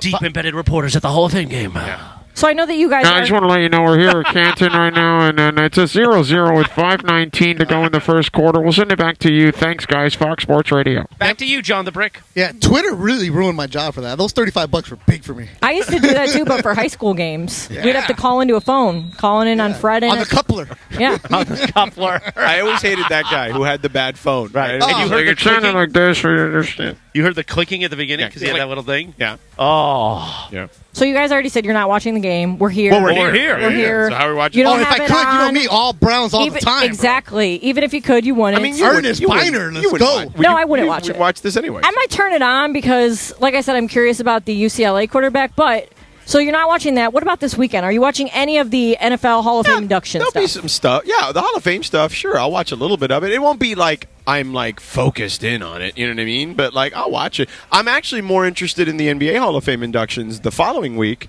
You've got Pau Gasol, you've got Dwayne Wade, and there's another big name that escapes me at the moment. But to me that one is more interesting because I just think you've got names that resonate more. from like a casual perspective. Who is the Hall of Fame class this year? Oh, Dirk Nowitzki. That's what it is. Yeah. Dirk Joe Nowitzki, Thomas. Dwayne Wade, and Pau Gasol. And who? Joe Thomas is the only one that I know of this year for the NFL. Oh, for the NFL. The lineman? Yeah. Yeah. Oh, because he played for the Browns. Yeah. See that, Liz? Cleveland! Yeah. This is for Let's you. see. Who is the NFL Hall of Fame this year? Who would you guys Joe think Klecko? first? You don't know Joe Klecko? No. Joe Klecko from the Jets? Yeah. Darrell Revis? Yeah. I know Darrell Revis. Oh, Revis Island. Revis Island. Yeah. So a couple of Jets. So here are the 23 class. Rondé Barber. Okay. Played All with right. Key. Yeah. Yeah. Joe Klecko, Darrell Revis, Ken Riley, Joe Thomas, Zach Thomas. Oh yeah, I'll watch From him. the U? Zach Thomas didn't go to the U. Zach No? Thomas played for I mean, the Dolphins. Miami, the Dolphins guy. Yeah. 54. Zach Thomas, I covered him very early in my career. One Big- of the genuinely nicest people you will ever come across. Like that guy. He wasn't that big, right? 5'10", maybe. And a big neck. Huge neck, and played middle linebacker in the era of Ray Lewis and Brian Urlacher, and equally as productive as all those guys. Even though he didn't have the stature of those guys. Jason Taylor, obviously from that group, is already in, but Zach being in is great. Like I remember who was the longtime LA Times columnist that passed away? What was his name? Sports columnist. God, passed away. Jim Murray? Yes, Jim Murray. Jim Murray. So the Jim Murray of Miami was a guy named Edwin Pope. Okay. Remember, I believe Jim and Edwin were. Remember that old group of old time columnists that would go to every Super Bowl? He was part of that group? He was part of that group with Jim Murray. So they, he literally said, he's like, I will go to my deathbed, and unfortunately he did pass, trying to get Zach Thomas into the Hall of Fame. Oh. Like, because he's just that good a dude. So I will, if there's anyone I'm going to watch, I'm going to make sure that I'm kind of keep a Twitter alert to when Zach Thomas is going on the stage, because he is generally one of the nicest human beings I've ever met in sports. Miami alert, Cleveland alert. There we go. Yeah, watch Joe Thomas, too, because he's great. He's a genuine. Yeah, I don't know him though, and I didn't. He's care. a really good I don't really guy. care about the Browns. This is different. I actually know. He's a great guy. I actually know Zach Thomas. So He's a that's, great like, guy. different. Now you know how we feel when you go off on your Miami tangent. No, I'm man. just kidding. Wait a I'm second. kidding. Hey. I'm Wait a second. Hold on. The Miami Are sports we are good. really going to compare? I'm kidding. I said I'm I kidding. never talk about Miami. All you do is talk you about never Cleveland. talk about. Well, it's part of the bit now, Who would you guys thank in your Hall of Fame speech if you were inducted? Bernie Kosar. Yeah, Bernie Kosar. That's funny. Because I cover Miami and Cleveland. See, I got both right you there. are too smart, Beto. Who'd you thank, Christopher? Who are you thinking first? when you your go Hall In of a Fame radio speech? Hall of Fame Yeah. speech? Radio Yeah. Hall of Football. Of course, Andrew Ashwood, who we reference quite a bit. Right. My father Yeah. would be one. Yeah. Tony Bruno. Right. George Sedano. Yeah. That about it. Keyshawn. Oh yeah, Key. He was good for my street cred. Yeah, your comeback at as they the call it. in the Bristol campus. Yeah. So that was good. Your comeback. And of course, I'd probably thank now Sam Pines. Yeah. Big influence on my world. I ain't thinking nobody. I'm going to go on the list of who did me wrong. All right, let me start with this. That's a long list, bro. There's a long list. The guy in Yuma, Arizona, who told me to change my name. Told you to change your name. Yeah, when I was trying to get TV jobs. Oh, what a hit. no- Oh, my No goodness. manches. Jeez. I think that chicken sandwich gave me a headache. I'm not even joking. Kobe Durant, big hit. Holy smokes. Yeah, when I was applying for TV jobs, I went 0 for 22 or 25, one of those. And a guy in Yuma told me, he's like, hey, you ever thought about changing your name? This is like 2001 or 2. He's like, your name's a little too much, too Latino. And I'm like, okay. And he's like, yeah, maybe a different kind of name. You ever think of like a Nick or a Steve? I think it's good for your career. I'm like, okay. I didn't. Nick or a Steve. Yeah. I'm like, you're in Yuma. You're on the freaking border, guy. Yeah. Like, what are you trying to tell me? Yeah. Yeah. If anything, you would have helped. If anything, I still didn't get it. I didn't get one TV job. I was over 22. You are now Nick from this moment on. Yeah, no problem. Nick the stick. All right, so former Texas A&M football star and first-round draft pick Johnny Manziel is making his triumphant return to College Station as a small-time business owner. He teased the opening of Johnny Manziel's Money Bar on Instagram today. The post featured a picture of him doing his money celebration, and he said the bar is coming soon, probably before the next season starts. So I wanted to ask you guys, do you think Johnny Manziel will be a successful bar owner? Sure, why not? I mean, he is. I don't. You know, I mean, he like. I'm guessing he is still famous enough in certain parts of the world where he could draw patronage is what I would call it. Is he still a hero in College Station, you think? Of course he is. Yeah. He beat Alabama. Because of that one game. He won a Heisman, right? Yeah. Yeah, and he won the Heisman, right? But he beat Alabama. Like that. After that, he could have retired then. 100%. Yeah. Wait, so he's opening up a bar by the in College Station. Yeah. Oh, like yeah. Oh, 10 that's minutes. gonna kill. Yeah. That's gonna kill. Guys like that, you can always go back and live off of your celebrity for that kind of moment. He flamed out in the NFL. All these issues that he had, he couldn't play in the other leagues, right? The UFL or whatever. He tried all the other stuff. Yeah, he couldn't do it. But then you realize, hey, I'm in my 30s. Now what am I going to do? You still have the attention. What better way to go back to college and people are like, I saw you play. I'm started rewatching Friday Night Lights. He'll hear the story about they'll be like. That stadium holds like nearly 100,000, but like 600,000 people will tell him how they were at the stadium when he beat Alabama, and et cetera, et cetera. Remember, clear eyes, full hearts can't lose. Texas football is different, man. He'll kill it is different. Like, I'm not even joking about that in the regards of, like, obviously California has incredible athletes, as we just talked about yesterday. We spent a lot of time talking about particularly quarterbacks here and how they're all over the country in Division I schools, even outside the Power 5 and the Group of 5. But the way people care about high school football in Texas is that to me is the difference. Those stadiums, it's not so much the athletes; it's just your point. The stadiums, the way it's covered, the way people love it. Like, those movies are not not an exaggeration. When you fly into Dallas, you see a lot of the stadiums. I love looking over. Up. Yeah, and you're like, oh man, is that a college? And you realize those are high school stadiums. Yep.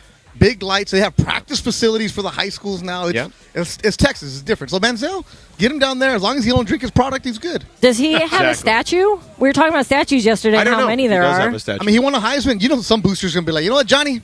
And you know what? This bar, it's probably a booster who's paying for it and just uses Johnny's name. Do you think he has any money left?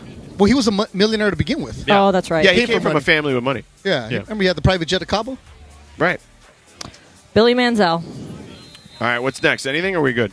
We got a break now, so we're good. All right, we're good. Sounds good. Whatever. All right, let's take a break. We are here live at Rams training camp. Lindsay believes the guy's shorts are a little too small. Not complaining. We can dissect that perhaps on the other side. Maybe we'll try to track down our friend Kurt Sandoval, who does the Rams sidelines on ABC 7 during the preseason. And we'll chit-chat with him. But we never actually got into why you said I was too optimistic about the Rams. Why I'm optimistic about the Rams. So I'll tell you why, specifically. And it doesn't have to do just to do with them. So we'll get to that. Stick around, 710 ESPN. Your next Super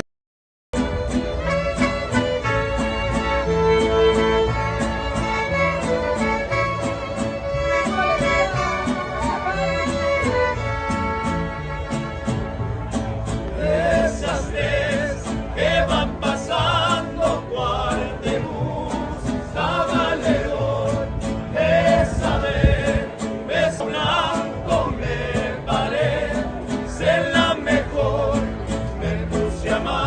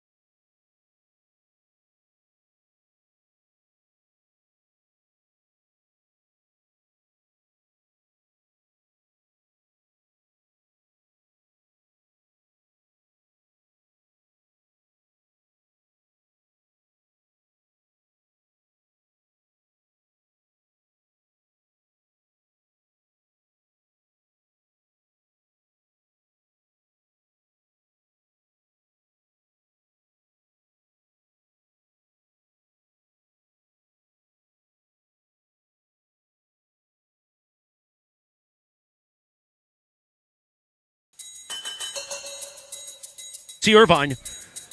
Still regretting the chicken sandwich. I know. I have the taco. By the way, it's National Watermelon Day.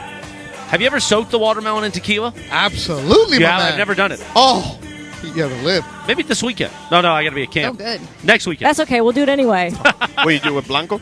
Yeah, And on use this cheap stuff. Yeah. Well, but then won't that give you a headache with all the sugar? It doesn't matter. Man, if you're getting watermelon and tequila, you're really worried about the headache. You know what you're Yeah, but in for. watermelon is hydrating. That is true, Jack. Yeah. On this day in 1985, the number one hit, Tears for Fears. Yeah. Shout. Man, now we're playing some music now. To you. Let's go. Come on.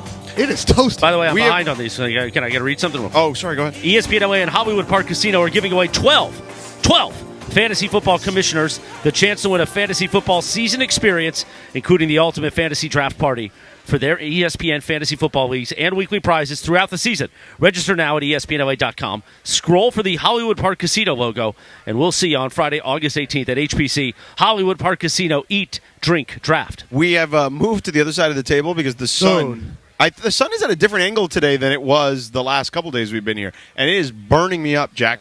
I hate when the angle changes. Yeah. Shout out to all the fans that are standing in the sun right now. They're dedicated. Oh, my God. It is toasty. Yeah. How is it changing, Sedano? I don't know why. I don't know why it changed. But Global I moved warming. to the other side of the table. I was just thinking the same thing. Like, I don't think that's really how it works. No, I'm telling you. We've been here all week. and the sun wasn't But were coming there in like clouds? this. Maybe. There's probably clouds because there's no clouds in the sky. Yeah, maybe that's what it is, and maybe there's been at least a little bit of cloud Rises cover. in the east, sets in the west. And No, the I know, aliens, but- too. but- Yeah, but Jared Goff never knew that. Remember back? Well, the angles do change based on Hard Knocks? every day. The sun sets earlier. Sure, but I feel like the difference between 2 days ago and today, we may not notice, but Maybe. I could be wrong. Maybe I digress. Well, the back of my leg feels it. So. Exactly. That's why it's time to move. But in the meantime, so here's why I'm optimistic about the Rams. Not just because I'm optimistic about the Rams. The NFC stinks, bro. That I agree with. The NFC stinks. 9-10 wins, you said. I just burped those stupid chips still. Yeah, you're hurting. And now, and you're having a lot of problems between the Jack in the Box sandwich and this. And then the Jack in the Box sandwich. I'm is a surprised you terrible idea. ate it. I was a little surprised too. Yeah, You're me too. very diligent about The what you chips eat. were really bad, Well, you know what it Yes, was? they were. It was the spice. I am a sucker for a couple things: pizza, fried chicken. Those two things. You didn't have either of those. Well, no chicken sandwich. Oh, it was a chicken sandwich? Yeah, yeah. It wasn't a burger. Oh, Chris is like, The box says I like it saucy. Yeah, it was saucy, saucy, but it was like a terrible idea. So anyway, Wait, George, are you the guy that like when everyone goes out to dinner and you get like the healthiest thing and everyone else gets the unhealthy no, things? that's They're not. like, I don't always get when I go. It just depends on when I go to a restaurant. It depends on what I want. I know we want to do play-by-play, but real quick. We went to Houston's the other night. Cappy, me, and Sedano, after. This was our post-dinner. I cheated and got like their famous they ding have a crispy great chicken sandwich. fried chicken sandwich. Yes. What did you get? I got a Caesar salad. But then Cappy, who desperately was talking to other people about how great the burger is, ordered a salad and sat there pouting the whole night. And then I gave him half of my sandwich because I was full. Wait, why did he get a salad? Because he wanted to be like, I'm he doesn't want people judging him. Right. He did that. No, because he was going to Mammoth. He was trying to squeeze into that outfit. That's what That outfit he's wearing. Scott, what is that? Scott, why are you chunky? You've been hanging out with Morales. That's the problem. Oh, no. Llenito nomás. Yeah. All right, let's do some play-by-play here. Is that Stafford back there? Yes, it is. Number 9, Stafford. There it is. We're far away, so it's going to be challenging. But Stafford. Let me get the binoculars. Stafford, he's in the gun. Yeah. Yeah. How many receivers do I see? I see 2 on the left, 1 on the right. Puka Nacua to his left. He tosses it over the middle, and Nacua with a nice Yeah. catch there on the slant pattern. Enough for a first down as they're going to move the chains at the moment. He catches the ball near the numbers there. So am I supposed to be like Cappy right now? I mean, you could say Okay, I'll be like Cappy. Okay. Oh, man, that rookie out of the BYU, really like him. Really like him. Oh, man. Big intensity, a lot of upside. Cappy loved talking about how he was a 7th-round pick. I don't know if he was a 7th-round pick. No, he wasn't. I'm pretty Cap sure he was wasn't. drafted earlier, but, I mean, he kept mentioning 7th-round picks. Out of BYU. Pretty sure he was a 5th-round pick. 5th-round pick. Yeah. There you Do go. you need your glasses, George? 6'2", 205. Oh, I'm good. I can see the good. numbers. My issue is reading, like Oh. up close. I I didn't can see see the that. numbers from To far get a away. Very Polynesian easy. that far. receiver is big, too. Yeah, to me, it's just I got to know who the players are on the field because, they're just kneeling. Oh, it's a 2-minute drill. Oh, He just took a knee. yeah, Call a timeout. yeah. All right. So anyway, so now we can't go back to play-by-play. Oh, we'll just keep it here. Yeah, well, we will keep it here. We'll we keep will it not here. go to break. We'll keep it here. So, Beto, what do you think of their strategy here in the 2-minute drill? Well, this is good that they're working on it in the first day of camp when they put the pads on. You want to really see what a veteran like Matthew Stafford has because you know what we get from Stafford. What's the rookie going to do? I'll tell How you they gonna what, react? George. I think we're doing a good job there out there today. When you look at Matthew Stafford, he's flinging the ball. He's throwing it with a no look. He's getting Puka Nacua involved, and we love that kid. We drafted him in the 5th round for a reason. You got to buckle up and huddle up. Where's Harvey Hyde at? Harvey Hyde. That's my limited Sean McVay. Is Harvey that was Hyde your still McVay? doing? That was my limited Sean McVay. Oh, I thought that was like an old-time No. coach right there. That's my very Oh, limited we're running the Sean wing McVay. T. Is Harvey Hyde still doing commercials for the hat? He's doing something. I love the hat. Yeah. I remember They were Harvey done. doing many of those commercials. So, anyway, We're done. the NFC stinks, dude. Yes. If you think about it, like, is there a team in the NFC that you're like, whoa? Like, Nope. Because everybody's got a weakness. You mentioned it. I think the Niners roster is incredible. I think that sans the quarterback, they have the best roster in the entire sport. Just give me but, Debo all day But if long. it's also a challenge, too. Yes. You know what I mean? That's everybody in the NFL, right? How hard is it to find you a good quarterback? But they don't need a good quarterback. They just need a solid quarterback. Somebody to give the ball Right. Debo and get Not make mistakes. And occasionally push the ball down the field. occasionally push. But that's what Purdy did. That was the difference between him and the other guys there. Undrafted Brock Purdy. But if you watched him at all in college, even a You little knew bit, that. is that he loved to push the ball down the field. He was the highest rated quarterback recruit in Iowa State's history. Like, he played with Breece Hall, who was a monster running back with the Jets last year before he got hurt. And he worked with Kurt Warner as a high school kid. Right? Okay, so they're coming out. All right, so Stafford's back in the. Yeah. They're huddling up at the moment, so we got time. All right. So anyway, they break the huddle here. So here's Stafford in the gun. 2 receivers on the right side. 1 receiver to the left. That lone receiver seems to be Van Jefferson here on the boundary. Nacua on the right side. Tutu Atwell in the slot. Quick toss to the right side. Incomplete. Sails it over the head of Puka Nacua. Ooh, good word. Sail right there. That's good. That's good Yeah. description. Sail. Yeah. That's nice. So it'll be 2nd down coming up. Sales is a good word. Sales. You got to use that one. You got to be descriptive. Action verbs. Right. Now, it's funny because now I have to be used on TV. Oh, now TV I'm gonna have to do it be less. less Yeah. descriptive. Now it's no, like- you can be more. So here's what someone actually told me: more inquisitive, less descriptive. Oh, SAT word. Yeah. So there you have it. Inquisitive. So question my things fantasy more. football team. Here's Stafford, 4-step drop, the left rather. Tutu Atwell. Because I'm backwards here.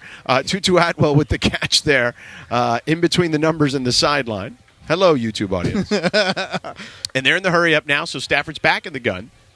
2 receivers to the left side, 1 to the right. Stafford over the middle on a slant, caught there by Van Jefferson. Enough for a first down. They'll move Florida the chains. kid. There it is. I love the way he moves. He does move well. He has nice strides. So Stafford again in the gun. And hurry up here. Takes the snap. 3-step drop. Looking right. Now over the middle. Flings one sidearm. It is caught middle. They will whistle him dead after another first down pickup. He catches it and gets tackled in between the 2 hash marks. No way Tutu Atwell's 5'9". He's small, dude. He's from Miami? I didn't know that. I know he went to Louisville. He went to Louisville, yeah. But he's from Miami. Yeah, he's a high school kid from there. 5'9", 165, yeah, right. Yeah. With the pads. Yeah, he's a small dude. Tell us how you really feel. No, I mean, just because you see him To running be able around. to survive in the NFL at that size is goes to show you what an incredible athlete you are. Like, he's standing next to number 70, who is 6'5", 321. Oh, yeah. He looks like your little brother. His shorts are real But small. he can fly. Oh, no, his shorts are real small. they probably are a size small. He can fly. Extra though. small, maybe even. He absolutely can fly, though. There's no doubt that you're in the league if you're that size because you're small and you're tough. So Stafford back in the gun.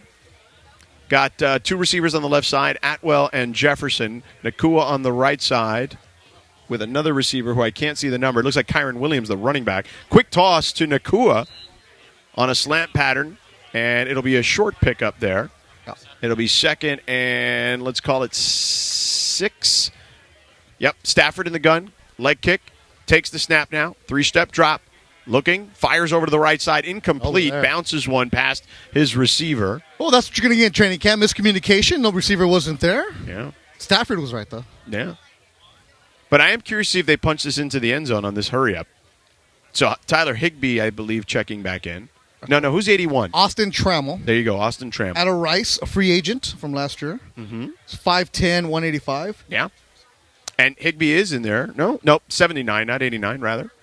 I only saw the 9. Rob Havenstein. For those that don't know, they are probably what?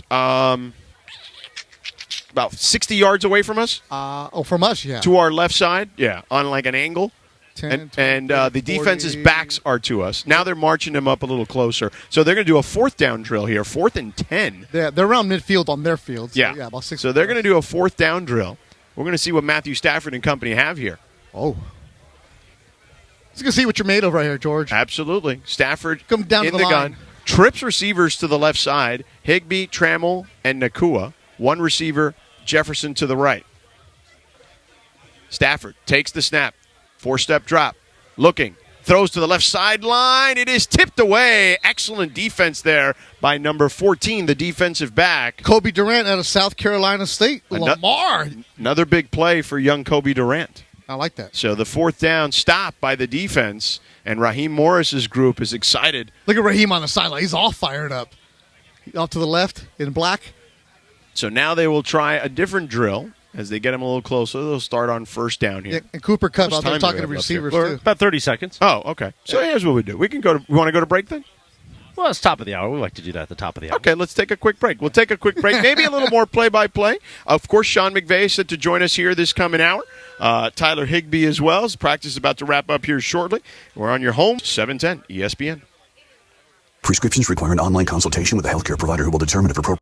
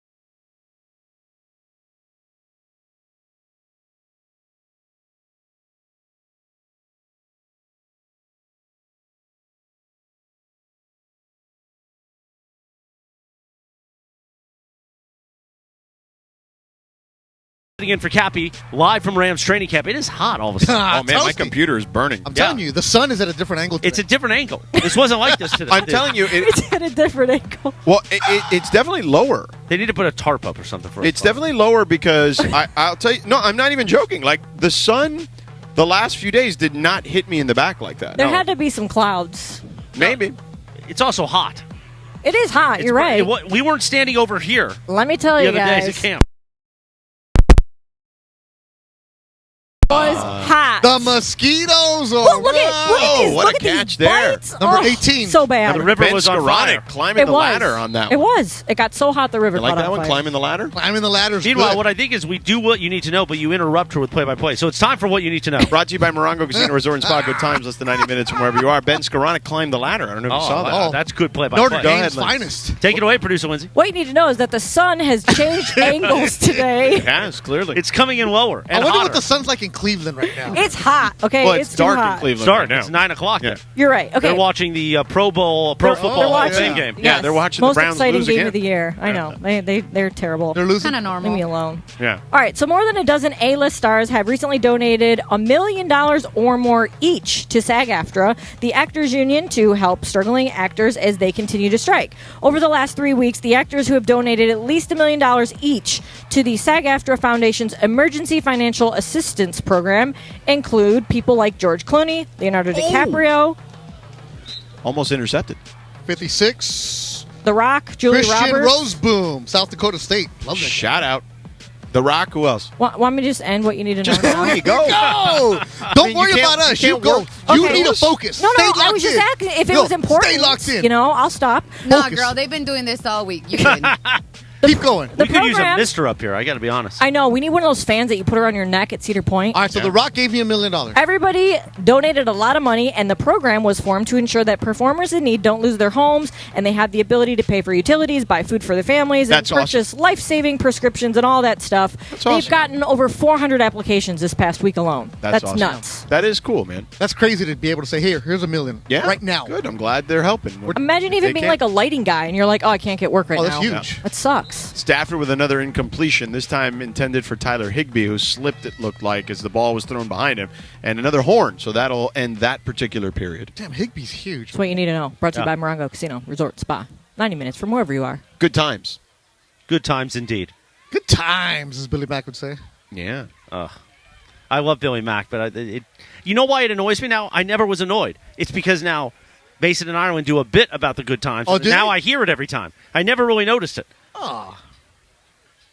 I like when he does the Jack in the Box, too. Jack in the Box. I do like the Jack in That the one I Box do one. like. I like a that good one. Jack in the Box. Yeah. Billy I Mack's gotta the be best, honest with man. you. He's a great He's human the being. best. He is a great human He being. lives the life. Yeah, he does. Yeah, he does. No social media. Yeah. And then No more play-by-play. Stetson Bennett is out there with the twos. only if Cappy was here, Sedano then must he be would. really hot for him to just call it on the play-by-play. Well, I'm just saying, like, I don't know the twos as well as I know the ones. So there's that. you know? This is like the sandwich team right here. Right. I don't know the twos. I know Stetson Bennett. I don't know almost anyone else he's going to be throwing to out there. That is Tyler Hudson Yeah. at Louisville. There you All go. right, here we go. You're a great spotter, Beto. You know what? Maybe I should do that. You should do it for a living. Yeah. I think that Chris and I should go on the road with you guys for one of these games just because of the shenanigans. I mean, we did invite you already Yes. to the Alamo Bowl, and you didn't go. Yeah. There's a lot of travel, though, for ACC schools. No, well, if you have one that's close if we get by. a Miami I don't think game, there's a close-by ACC school. if we got a None? Miami game, What's the closest What do you know? one? Do you know what the ACC stands for? Atlantic Coast. Yeah, but I don't know. It's the If, Atlantic Ocean. I don't know if there's like a bowl game or something. You know? Yeah, maybe Well, in December, or January or whatever. No, bowl games would be different because we're flying. It's holidays. We're flying in late. Yeah, that's why it didn't work out last So time. we need a Miami Hurricane game, and if you do that, George takes you to his little Italian spot. Fantastic. Go to the Let's go. seafood joint. Yeah. Oh, yeah. Then you go to that fancy hotel that I can't say yet, but yeah, I'll go there for a drink. It's fantastic. You can't say? No. Stay at. Oh! Stay at. Yeah. Oh, that I can't say either. I mean, we got to protect the privacy of the Yeah, great that's George true. We do have to Sedano, protect the privacy. Man. Yeah. Where I'm staying Yeah, in exactly. a given moment. Let's just say there, Christopher, when you walk into that hotel, ay Dios mío. It smells different. Oh, yeah. Oh, no, I'm everybody, sure, there, yeah. everybody Good there's smell. delicious. It's a good. It's a good. Cappy would say it smelled delicious. Yeah. Yes. I got told to leave after a drink. I saw You something. did not. Get Yeah, out my of here. wallet told me leave. Oh, bro. your wallet. That told you. 35 Nobody told you to. That $35 old fashioned. You got to go. Was that your birthday dinner? Old fashions are not cheap anymore. Yeah. No, They are not anywhere. To be I had honest one last with night at the JW. Ooh, that hurt. Yeah. What were you saying, Lindsay? Was that your birthday dinner? No. Like, you went to a really fancy no, place it with was George. your birthday. No, that was just a regular Oh, dinner. okay. Yeah, I but didn't- wasn't it your birthday that day? Oh, yeah. Oh, it was around that time. Yeah. You had a little like lobster risotto. I remember Oh, you had like yeah, a yeah. fancy plate you shared on Instagram with like a fancy meal. Well, we were just doing that just to troll people. Oh. I was like, I want to be there. Yeah. I had FOMO. Oh, yeah. You should, Linz, when we go to Blacksburg, Virginia, you got to go. Because we need one. Nothing like Saturday night in Blacksburg. Well, no, we definitely need help there. Is it by Mountaineer? The casinos? Well, that's more your neck of the woods, like the Midwest. you know? Appalachians. I've never been to West Virginia, though, to be honest. That's not West Virginia. Oh, It's okay. It's Virginia. it's I've never regular been It's to Virginia Tech. Oh, okay. regular Virginia. Vatek. Yeah. Hey, if we go to Virginia Tech, George, That's a long travel day. have they ever seen us? Do you have to take bush planes? George can pass. Yeah. Um, We're good. Yeah, we'll be fine. Virginia Tech is actually, I've been there. It's one of the great experiences because they do that cool Enter Sandman thing with Metallica. Yeah, they do. The fans get super It's into a it. great setup. Yeah, no, it's Especially actually a night game there It's looks a great great. place to watch a game. I'm Oh, a looking night at- game there is. Yeah. Listen, On a TV night it game, looks great. Night game in college football pretty much anywhere is pretty awesome for the most part. We But might- Virginia Tech is one of the cool ones. I would say if you ever want to watch a night game somewhere cool, that's off the beaten path, that's not somewhere that you would probably go to. One of them for sure. I mean, Virginia Tech is one. LSU is the other one. You go to an LSU night game, I am telling you right now, if you're a college football fan, like put that one on your bucket list. Those people know how to party before the game, and you will get there, and it will be a blast. Is Clemson the one that does the rock? Where everybody touches that? Yeah, they touch the rock. We have a chance for that too, right? We do. Yeah, we do have all a right. chance. Do you think you'll get any games in North Carolina? Perhaps, yeah, because there's 4 schools there, so I would imagine. that's what I was just looking at. Well, I was just looking at. Why are that. you laughing? I wasn't. That was not a snide remark. I literally just looked on Wikipedia the ACC schools because I don't know them all, and plus There's they always 4 change. schools there. I was like informing her. Wait, there's 4? Wait. Yeah, Chapel Hill. North Carolina. North Carolina, Duke, Wake Forest, and NC State. Oh, Wake Forest. Okay. Wait, what about UN? Oh, it's UNC at Chapel Hill. Yeah. Well, anyway, my brother lives out there, so I would totally go there. There you go. Tar Heels. Yeah, let's do All it. those schools are within like 20 minutes of each other. Oh, yeah? Yeah. Oh, okay. Yeah. Let's go. Durham? Yeah. So Duke? I'll just tell them I know J.J. Redick if we're going to do a Duke game. Yeah. J.J. Redick's my guy. Is he really? He is my guy. Oh, I didn't know that. I didn't I know do NBA games with him. They're friends. Oh, okay. Yeah. And Cappy's jealous. Cappy's very jealous. JJ, what a good shooter. Because I told him I would dump him for JJ in 2 seconds if JJ said he wanted to move back to LA and do radio. You did not tell him that. Yeah, of course I would. No, why do you mess with him like that? Because it's true. Come on, man. If JJ Redick said he'd do this show, it would be JJ and Sedano. I wouldn't even take the first name. But it wouldn't be fun all the time. That's not true. JJ's You pretty think fun. JJ's doing bits? You'd How be about- surprised. He's done a lot of bits actually lately. If you watch his podcast, he does do a lot of bits. He was talking about the showers and how he, the he does towels. do a lot of bits on the podcast if you watch his podcast. Yeah, his podcast is good. My kid listens to it. How He often tells does he Old Man wash in the his 3. towels? Yeah. Yeah. Old Man in the 3. not hesitate, George. Yeah, it would be JJ and Poor Sedano. Cappy. He really takes a He's lot not when he's not here. joking. Yeah. The best is when Cappy then tried to do And the he's reverse so much to more George. handsome than Cappy. Oh, absolutely. I mean, come on. It's not even close. And that big It tattoo. makes me feel ugly. That Yeah, big but we'd have tattoo to, that he's we'd got. have to Oh, yeah. eliminate every other employee to pay for it. So Nah, that's that true, I guess. Yeah, well, nice knowing you guys. I mean, But in the meantime, Stetson Bennett. yeah, Stetson Bennett's out there. You just were quick. I like that. Good for him. JJ Redick. Kid has a future. Oh, look at Bennett going down the field's got a man. Oh, great defense there. I couldn't see the number Yeah, on the could I? defensive back. That Looks like 25. 25. Yeah. That is Jason Taylor II, a rookie out of Oklahoma State. There you go. But Fort that Worth. was actually a nice pass. That was a good defensive play as the defender went up in the air, batted it away with his offhand. Good job there on the Stetson defense. Bennett has a lot of moxie. I will say this: the Moxie, Raheem good word. Morris has got me looking at the defense more today than any other day that I've been out here. When he was on with us earlier, and these guys are balling out today on defense. Well, he was talking about the guys at the end of the roster who were trying to figure things out, and a guy like Jason Taylor II, 7th round pick. Right? You can make some moves. Yeah. Some eyes. Yeah.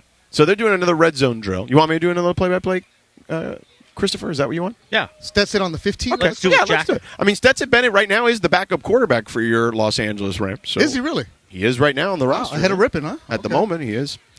So Bennett is in the gun, directing traffic. He's got trips receivers to his left, one receiver to his right.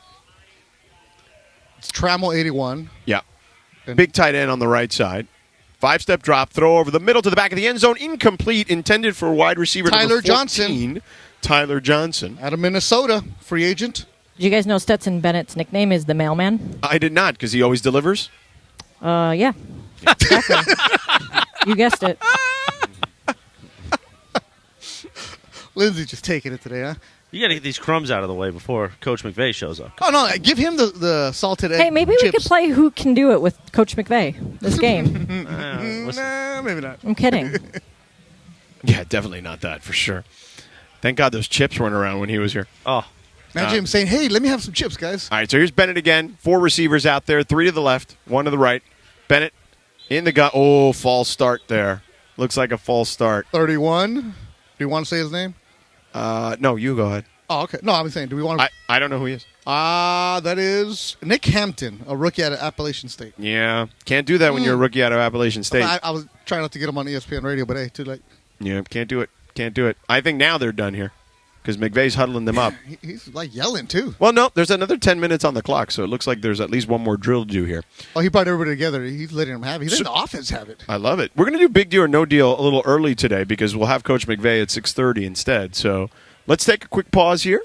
And Coach McVay coming up at 6:30. Big Deal or No Deal is coming up next year on your home of the Rams, 710 ESPN.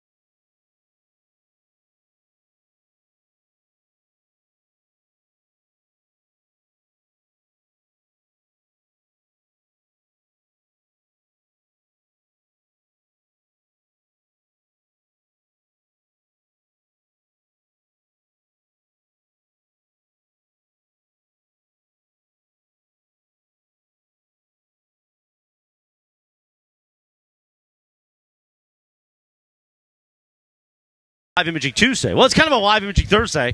On Sedano and Cap, live from UC Irvine Rams training camp. We're going to do Big Deal or No Deal in just a moment. Then Coach Sean McVay around 6:30.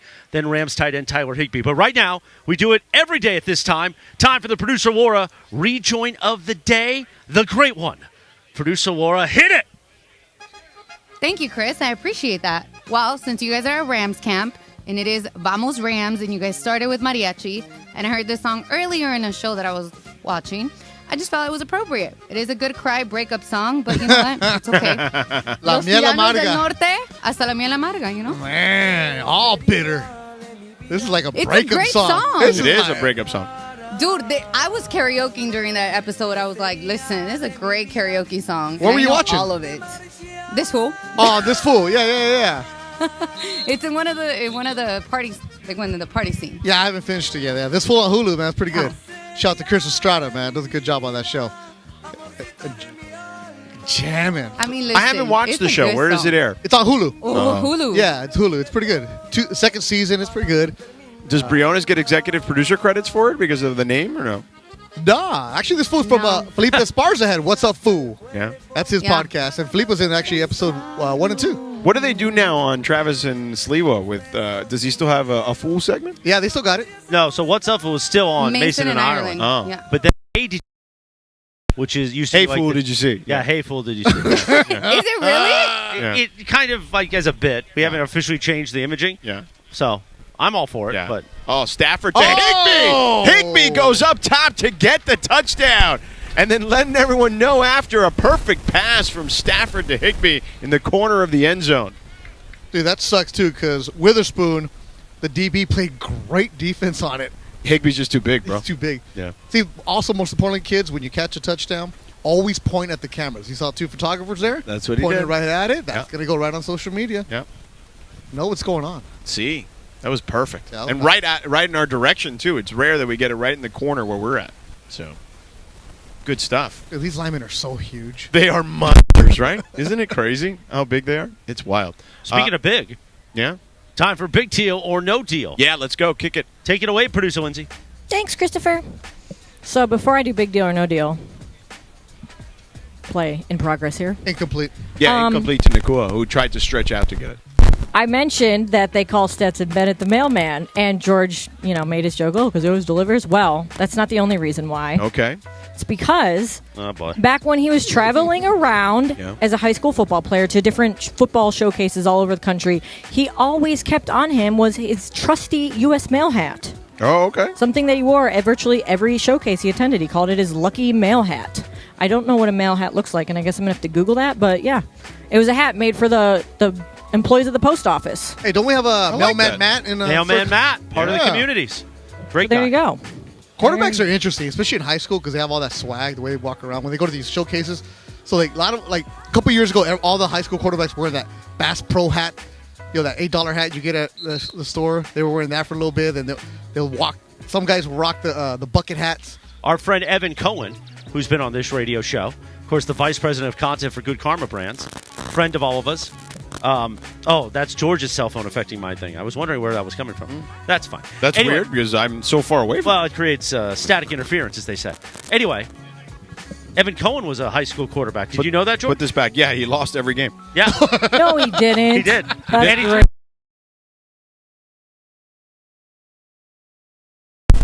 But not like man. Even Long Island, every game he played. You're laughing. It's true.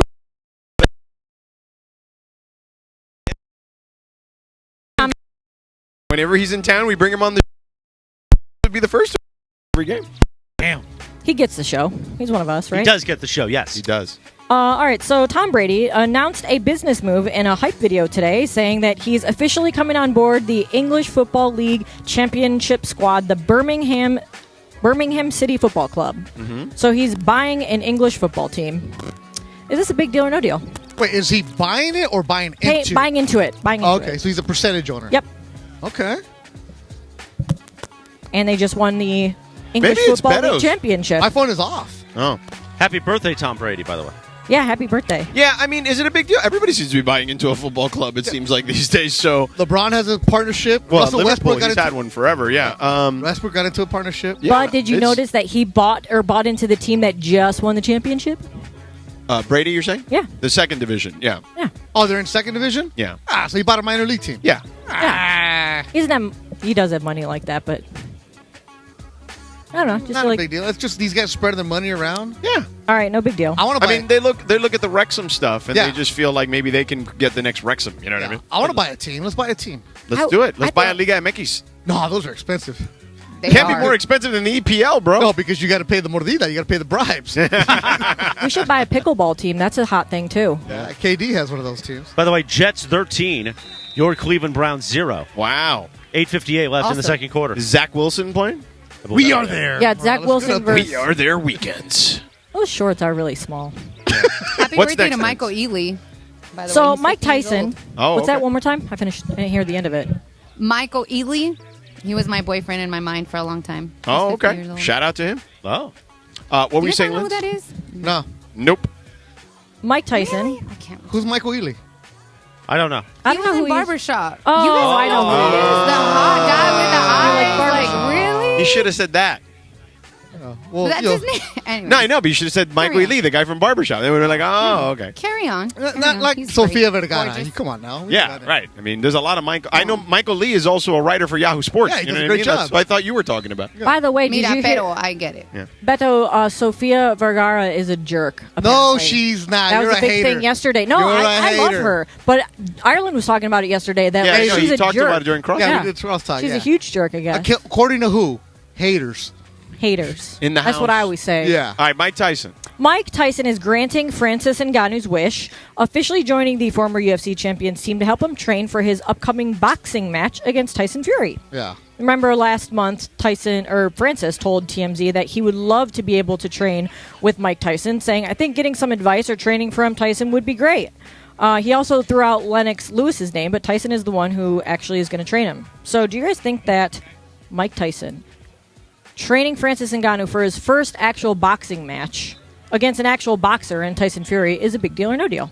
Not a big deal. It's a great name, but there's still no chance he's going to go up against Tyson Fury. He's a badass heavyweight champion and everything else. So Francis, great, get paid, but it's not going to help. I mean, It's too short of an amount of time. yeah. You And, know, and Mike's not a trainer. I mean, No. he can give you great advice, right. but he's not going to go and break it down what you're supposed to be doing. As a Correct. fighter. Correct. There's a different. Like some guys can fight and play. Like Magic Johnson could play. Yeah. Magic Johnson could not coach. Oh. He'd be the first to tell you. Yeah. Those who Right? can do, those who can't coach. Correct. And look, there's a very few select group of people in sports history that do. Larry Bird was good at both. I mean, he coached the team to the finals. Yeah. You know what I mean? Against the Lakers, for that matter. But he was an executive too. More And of he that. was an excellent executive as well. Yeah. Are you guys good coaches? I am. Sedano's a great coach to me. I'm a good coach. Yeah, Because I make sure the snacks are there. Rule number one. I am, I feel like I can impart wisdom. I don't know if everyone always loves my bedside manner, but I can impart the wisdom. Yeah, I appreciate it, though. I appreciate your honesty and bluntness. Yeah, Well, I just feel like why beat around the bush? Right, exactly. That's how I am, too. Just But, tell you know. people. This is why at my daughter's soccer games, I stay far Oh away no, from with everybody. kids, no. I'm talking about with adults. Oh, but- with adults? Yeah. Yeah, I actually remember, I went to school thinking I was going to be a coach. I was going to be a history teacher, coach baseball. Right. Here in the summer. Carson High School. Yeah, that's it right there. Well, what happened? I took a journalism class. And it was all downhill. And the light bulb went on. Yeah. The teacher's like, that's an excellent lead. I'm like, what's a lead? And then at El Camino, my fourth year of junior college, I was like, whoa. They're like, wait, you can actually do this? And that Hey, was it. If you can write a good lead, like you have my attention. Yeah, I didn't know. I didn't know what a lead was. Just through osmosis of reading everything over the years. Yeah, it was a journalism class that just turned into Laurie Medigovich at El Camino. By the way, before they wrap up practice here, speaking of this Francis Ngannou fight with Tyson Fury, how much are they making off of this? I feel like, Beto, that's something you would know. You're The an numbers haven't insider. been out there yet, but they're going to make a bunch of money. They're saying it's Yeah. something like double-digit millions each. Yeah. I mean, Tyson doesn't show up for less than $10 million. And then Francis is going to get a big payday also. Because That's we're crazy. We're talking about it. That's crazy. Still burp the chips. Look, Brett Rippin. Oh, come on, man. Austin Trammell, help him out. Can't believe that. Got to catch that. Hit you in the mitts. Hit you in the mitts. I like that. That's a good one. Hit you in the mitts. Yeah. All right. One more, Linz, or are we done? That's done. Okay. Done with that. Well, ESPN LA and Hollywood Park Casino are giving 12 fantasy football commissioners a chance to win a fantasy football season experience, including the Ultimate Fantasy Draft Party for their ESPN Fantasy Football Leagues and weekly prizes throughout the season, George. Register now. Let me do it better there. At ESPNLA.com. Some more oomph. Yeah, a little bit more. It was a little lazy the first time. Scroll for the Hollywood Park Casino logo, and we'll see you on Friday, August 18th at HPC, Hollywood Park Casino. Eat, drink, draft. Jack. There will be Jack that night. Yeah, I'm sure there will. I might get into Jack. Yeah? I haven't had Jack in a long time. I'm not a Jack guy. It's been a tequila summer. Yeah. I'm not a Jack guy. It's too sweet for me. If you're drinking it straight, it isn't that sweet. Yeah. And then you're putting on a little Chris Stapleton in the background talking about Tennessee whiskey. Oh, I had to listen to Chris Stapleton the whole time I was camping, and I've had enough of him for a while. Wow. Then Eric Church, Jack Daniels. Yeah. Gets you in the mood. Yeah, just not a Jack guy. Cry about that girl that got away. Not my thing. Or boy that got away, whichever. Yeah, exactly. The Jack's lemonade is actually really good. I like to make it on my own. I don't love the Yeah. mix. I told you I don't love like the. the mix. Nice pass there from Rippon. Those are tight good. end. Not bad. But if you take lemonade, if you make like an Arnold Palmer, I like then put Topo Jack- Chico. with Jack, I had one of those. No, with Jack by itself. A little Topo Chico mix. they're going to be out at our golf tournament. Strawberry guava was my Dude, favorite. I had that last night. The strawberry guava. It's delicious. They're going to be so out at good. the ESPN Golf Classic Oh, September for 8th real? at Black Gold Topo Chico. Oh. And you know who else is going to be? Who? The Circle of Trust. Yeah! 19th hole party. Crypto Ray's putting it together. So if you want to be there, to be at on the 18th hole balcony, we're going to recreate our own waste management type setup. No, you're not. Yes, yeah, we dude. are. It's going to be like the Waste Management Open. Hit up The Crypto WMO. Ray in the community. Yeah. Sedano and Cap Circle of Trust on Twitter. Are you Hey, serious? maybe those guys will go to the Gardos game with me since none of you guys will. Yeah, I'm going to swing COT, around here because I think Gardo's practice is game. over, and Sean McVay will be After heading the over outing. here momentarily. Plus, producer Laura will be there as well, in person with us on Wait, the so show. you're recreating just a mess on Yeah, the 18th I hole? want to mess on that balcony that we ate lunch at. Oh, my Or you can go to the goodness. Gardos I game. better get a later flight. Just make sure It you make it depends, through the girl. game. Yeah, I'll get there. I just... Yeah, I don't want to get the call that it's my fault that you missed the flight. Oh, George. That'll be like Rachel style. All of a sudden, I'll be scrambling. Like, can I get a local spotter? Yeah. Yeah, because every time you go to an ACC town, you need a local spotter. That's yes, what you do. Let's go. Beto's my guy. I got Oh it. no, they're not done. They're still Oh, practicing. meanwhile, Wow, I thought they were done because I saw Well, a bunch of guys. 6:25. I thought the horn went off, yeah. No, the horn did go off. That's why. Yeah. But they this McVay wants to see more. Apparently, he's probably not happy with the offense has not performed Yeah, they put more time on the clock. a ton. 11 more minutes. we got 11 minutes to fill then, Jack. Yeah. Let's go. The offense has not performed the way it had in previous iterations that we've been here, and I would say that although Higby did catch that great touchdown, the defense has been, in my opinion, at least from what I've seen from the naked eye, the untrained naked eye, I would say that the defense has performed quite well today. They've been good. And you know why? Why is that? Because Raheem Morris came over here. And he did. He told us they were going to light it up, Yep. Jack. He got the good juju from Sedano, He did. and he's like, all right, that's it. Producer Laura, you get that Macarena number queued up? We might just play that for fill about Have 4 Lindsay minutes. do more. So when do I get to do It's already on social media. When do I get to do Oh, dealer's geez. choice? Let's do it now. Oh, yeah, go do Do you that. remember I texted you? Oh, yeah, you I were was mad lit, at- man. What's on social media? Oh, Lindsay's Macarena? Yeah. Oh, that Oh, thing's is it gonna up there? That's going to be So pop. Beto's mad at Jamba Juice. What happened? Can I be mad at them? Yeah, no, they're fine, I think. Yeah. I love Jamba Juice. No, okay, look. All right, so I look. mean, it's $9. I like for making my own smoothies. Yeah, well, I don't have time like that. I don't right? either. So here's what happened was today. Like I'm a big if you're working, you're fine, cool. I understand. There's a lot of people. So I go to Jamba Juice, the same one by the house after I leave the gym every day. Go Okay. get my little smoothie. I'm Put a good. little protein in it?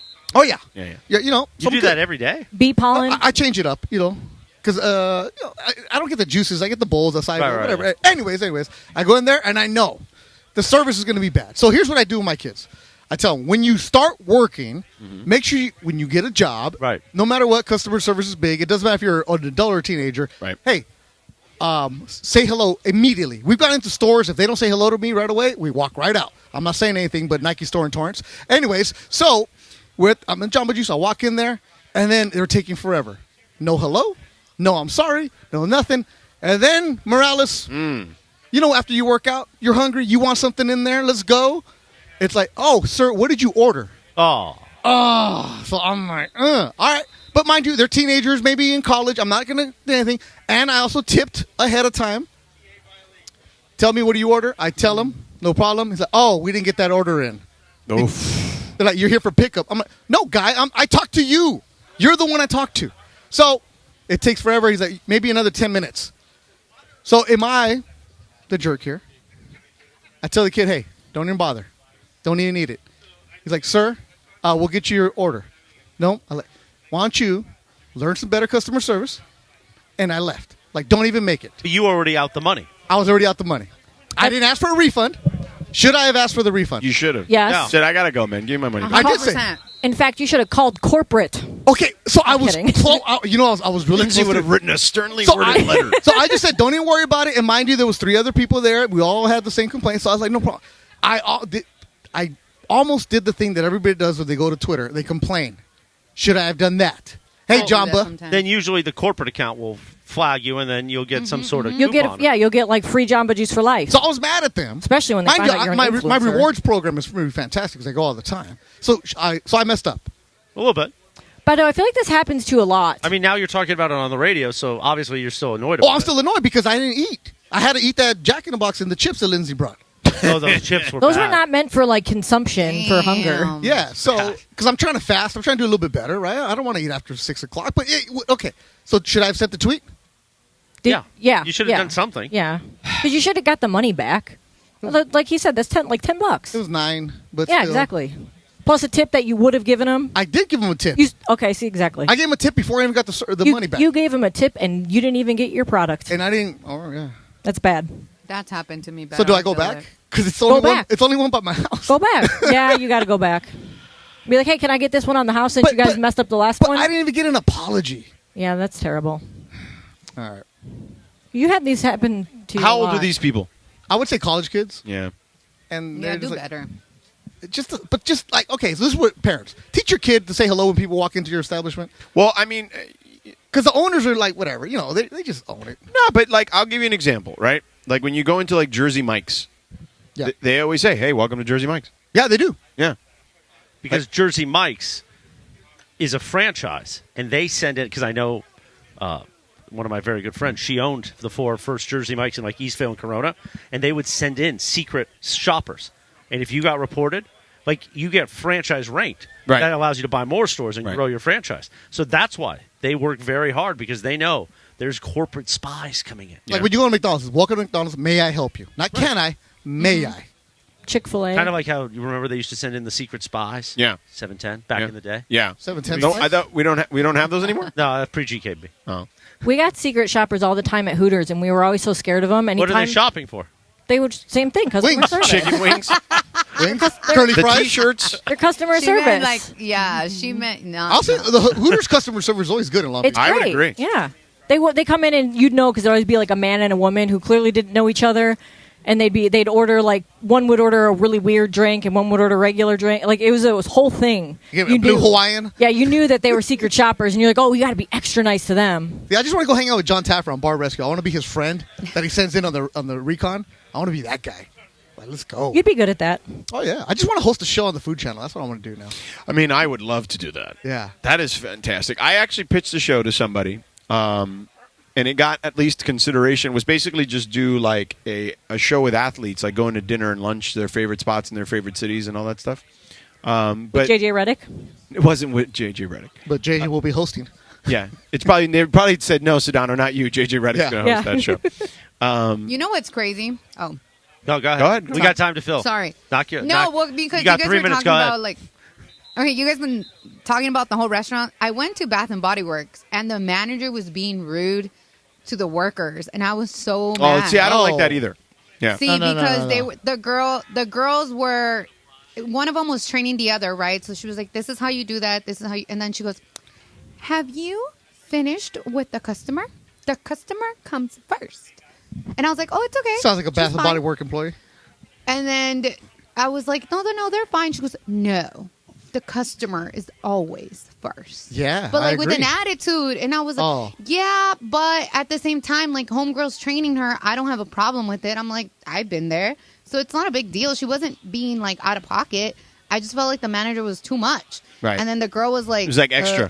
Okay. Yeah, it's like, relax, ma'am. Like, it's not that big of a deal. So I'm like, treat your employees. Can you imagine if like Cappy two was your women. manager? No. Oh, No. I saw No. Cappy get mad the other day when trying to get through security 3 times. Oh. The way he got mad at those security guards, I was like, whoa, that's a side of Cappy. That's the San Diego Cappy we've heard about. That's the guy we've That's heard funny. about. The don't you know who I am guy? He was more like just frustrated and looking at and speaking to them like, you people are morons. What are you doing? It was just very, He has a short fuse. very short fuse Yeah. in that moment. But I mean, I was also heckling him, so he was kind of annoyed. and he saw me videotaping the whole thing. So that was probably. Wait, where's the video? Why we got I posted it the Okay, other day. I gotta On check it social. out. Yeah. So funny. There's certain people. I can see you know, Cappy that- losing it like that. Because, Cappy is a story sharer. He Yeah. loves to share anything you tag him in. Yeah. That day I might have tagged him in 5 things. He shared them all except that one. one. So I knew he was That's annoyed. true. Yeah.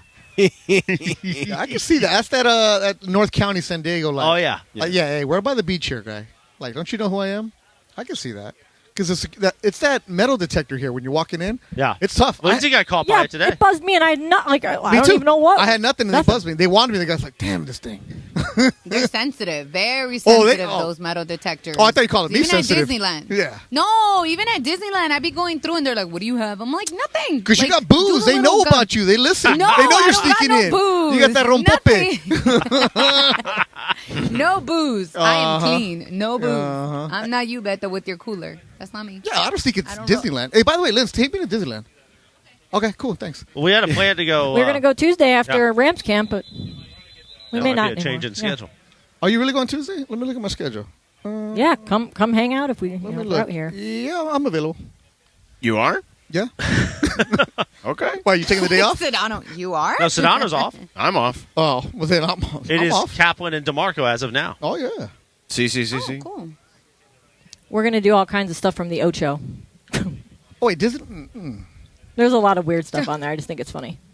Let's go. The corgi stuff. So they're still Corgi. going out there. What are corgis?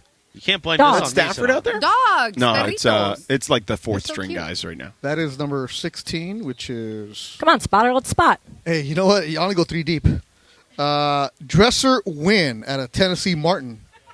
Undrafted free agent. 6'2", 215. There you have it. Got this. So in the interim, We're still on the radio, right? Oh, yeah. yeah, and we're going to join the Angels game in progress. Yogi, you want to come on again? That first hour was rocking, bro. We were out of control that first hour. It was so good.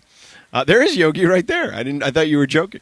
Practice seems to be over. We're run a little late with Sean McVay and Tyler Higby, but they'll be joining us here momentarily. So we'll crunch them in the last 20 minutes basically of the show today, and then we'll join the Angels in progress. The Dodgers have an easy week, by the way, just because they've been playing the Oakland A's the last couple days. Oakland, man, that's a bad team. Woo! You guys want to hear a great stat? Oh, go ahead. Before Tuesday night, the last Dodger to throw 7 innings was Clayton Kershaw over a month ago. Yeah. And the last person not named Kershaw to do it was Urias on May 13th. Right. And then Lance Lynn, Lance right? Lynn, yeah. Over his last 5 starts, Lance Lynn has gone at least 5 innings in 4 of them. And the one that he didn't go 5 innings, he went 4 2/3. Yeah, it was definitely needed for sure. But man, that Oakland team, that's the one thing I was like, I got home, it was already 7-0. It was the second inning. I was like, I saw your man. tweet. And everybody's like, oh, put on LAFC, FC Juarez. Yeah. But LAFC scored a touchdown yesterday. Yeah. Mario Ruiz doing work over there. I know. Yeah. If you follow Mario's Instagram when he goes on the field and does the interviews. I love it. Oh, it's so good. I love it. So good. Mario's very hard not to like. So Like- he's a great dude. He's like the guy, because when I first met him 20 years ago, Mario's like, oh, I don't drink. I'm like, okay, but he would go out, he would drive us, and then buy. I'm like, that's a great guy right there. That is a great guy. To this day, still does it. His wife, big wine connoisseur. Mario's at all the wineries, like, no problem. Yeah, he's a clean living kind Yes, of guy. he man. is. Vegan. She's awesome. Yeah. Yeah, she's great as well. Speaking of LAFC, did you guys know that LAFC has advanced to the round of 16 in the League Cups tournament? Yes, because of yesterday's win. We carry the games, Yeah. Lindsay. Well, I'm just Dave Denholm. bringing it up because we have added now onto our schedule Tuesday night. We're going to be carrying the game. Oh, yeah? Yeah. Dave Denholm, you They're- know where he's from. Yeah, I know. I actually know him he's from Ohio. from Yeah. Cleveland. Yeah. They're walking off the field, George, which means Coach Sean McVay should be joining us in a They'll moment. bring him on the cart. Artists will bring him on the cart here shortly, I would so I imagine. I have So, a Betty, you question. may want to slide over to this side. Do you guys think that we can ask him what his baby's name or no? Well, I don't think. Who knows if they've even gotten that far yet? Yeah, they announced that they're having a boy, so Well- that's what I was saying. Like, do you have any? Could we ask? him Oh, if you yeah, have we any can names ask him. in mind? You got some boy names? Yeah. I want to ask him, actually.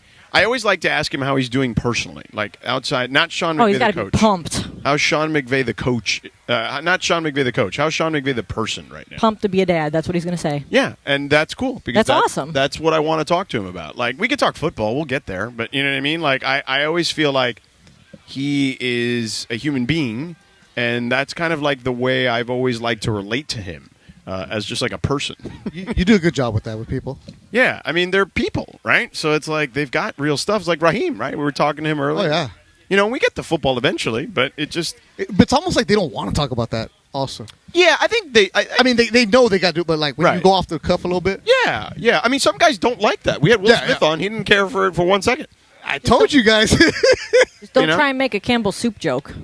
Oh, remember Travis? That was the worst joke ever. Poor What was that? Travis. You didn't know that? He did like a chunky soup thing, and it went completely over Sean's. If we have time to play it, maybe we could find it. Yeah. He made a really bad the commercial? joke. Yeah, because he does the Campbell chunky soup things, and He Travis made like some sort of reference to it. he's and like, Sean- "Oh, is it like a Boston clam chowder day?" And it's worse because it's on the phone. Like it's just like so. It's just like you just if you're in person, maybe that Boy, joke- the thing is like the week before with Mason and Ireland. he had also done a chunky soup thing. McVay did his own joke about chunky soup, Right. and Mason didn't get it. Right. And like Mason kept going, and Sean goes, "Oh, guess you guys don't get it." It's a commercial.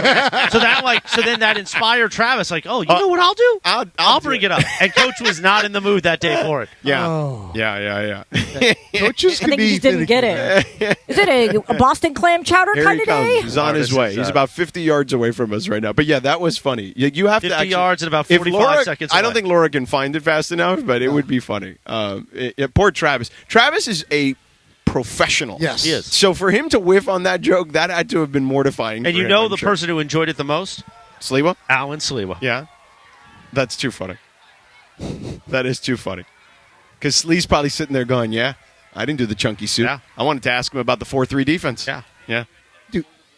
That's what I want to do. Yogi Roth going to get the dap. Does he get the dap or just the hug? I mean, just you got like a side hug. The side hug. That a side hug? Side hug is good. No, bro. they're good because they're still walking. They look like they're 100%. related. Dude, Yeah. They look alike. So we got about 17 minutes. Wait, We'll which have one are we Coach interviewing? McVay, and we'll have Tyler Higby as well.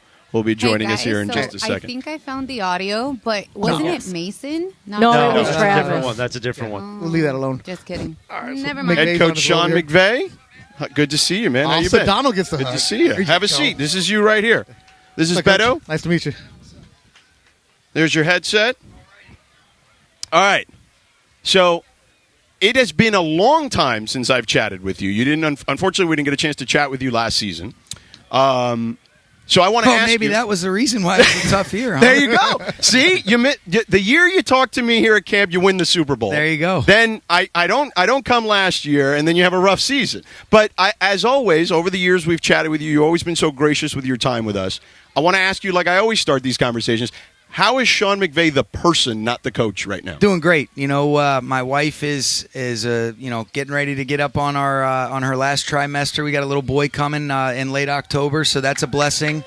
And she's done really well with that, so it's been great. And then really, I'm energized being around great people. Love these players, love the coaches that we're working with, and we got a long way to go, but it's a fun group to work with. Now, you're super meticulous. I know this about you. So have you practiced the diaper change yet? Are you working on that yet? I haven't, but you know what? I'm coachable.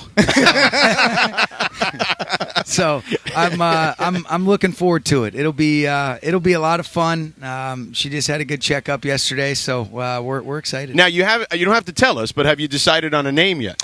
You know what? I think we've got some names, but I'll let her go ahead and let you guys know when she decides. Yeah. I'm certainly not the boss at No. my house, so I get it. I can Trust me. fully accept that. I got 2 kids and I've been married 11 years, so I know the drill. Smart man.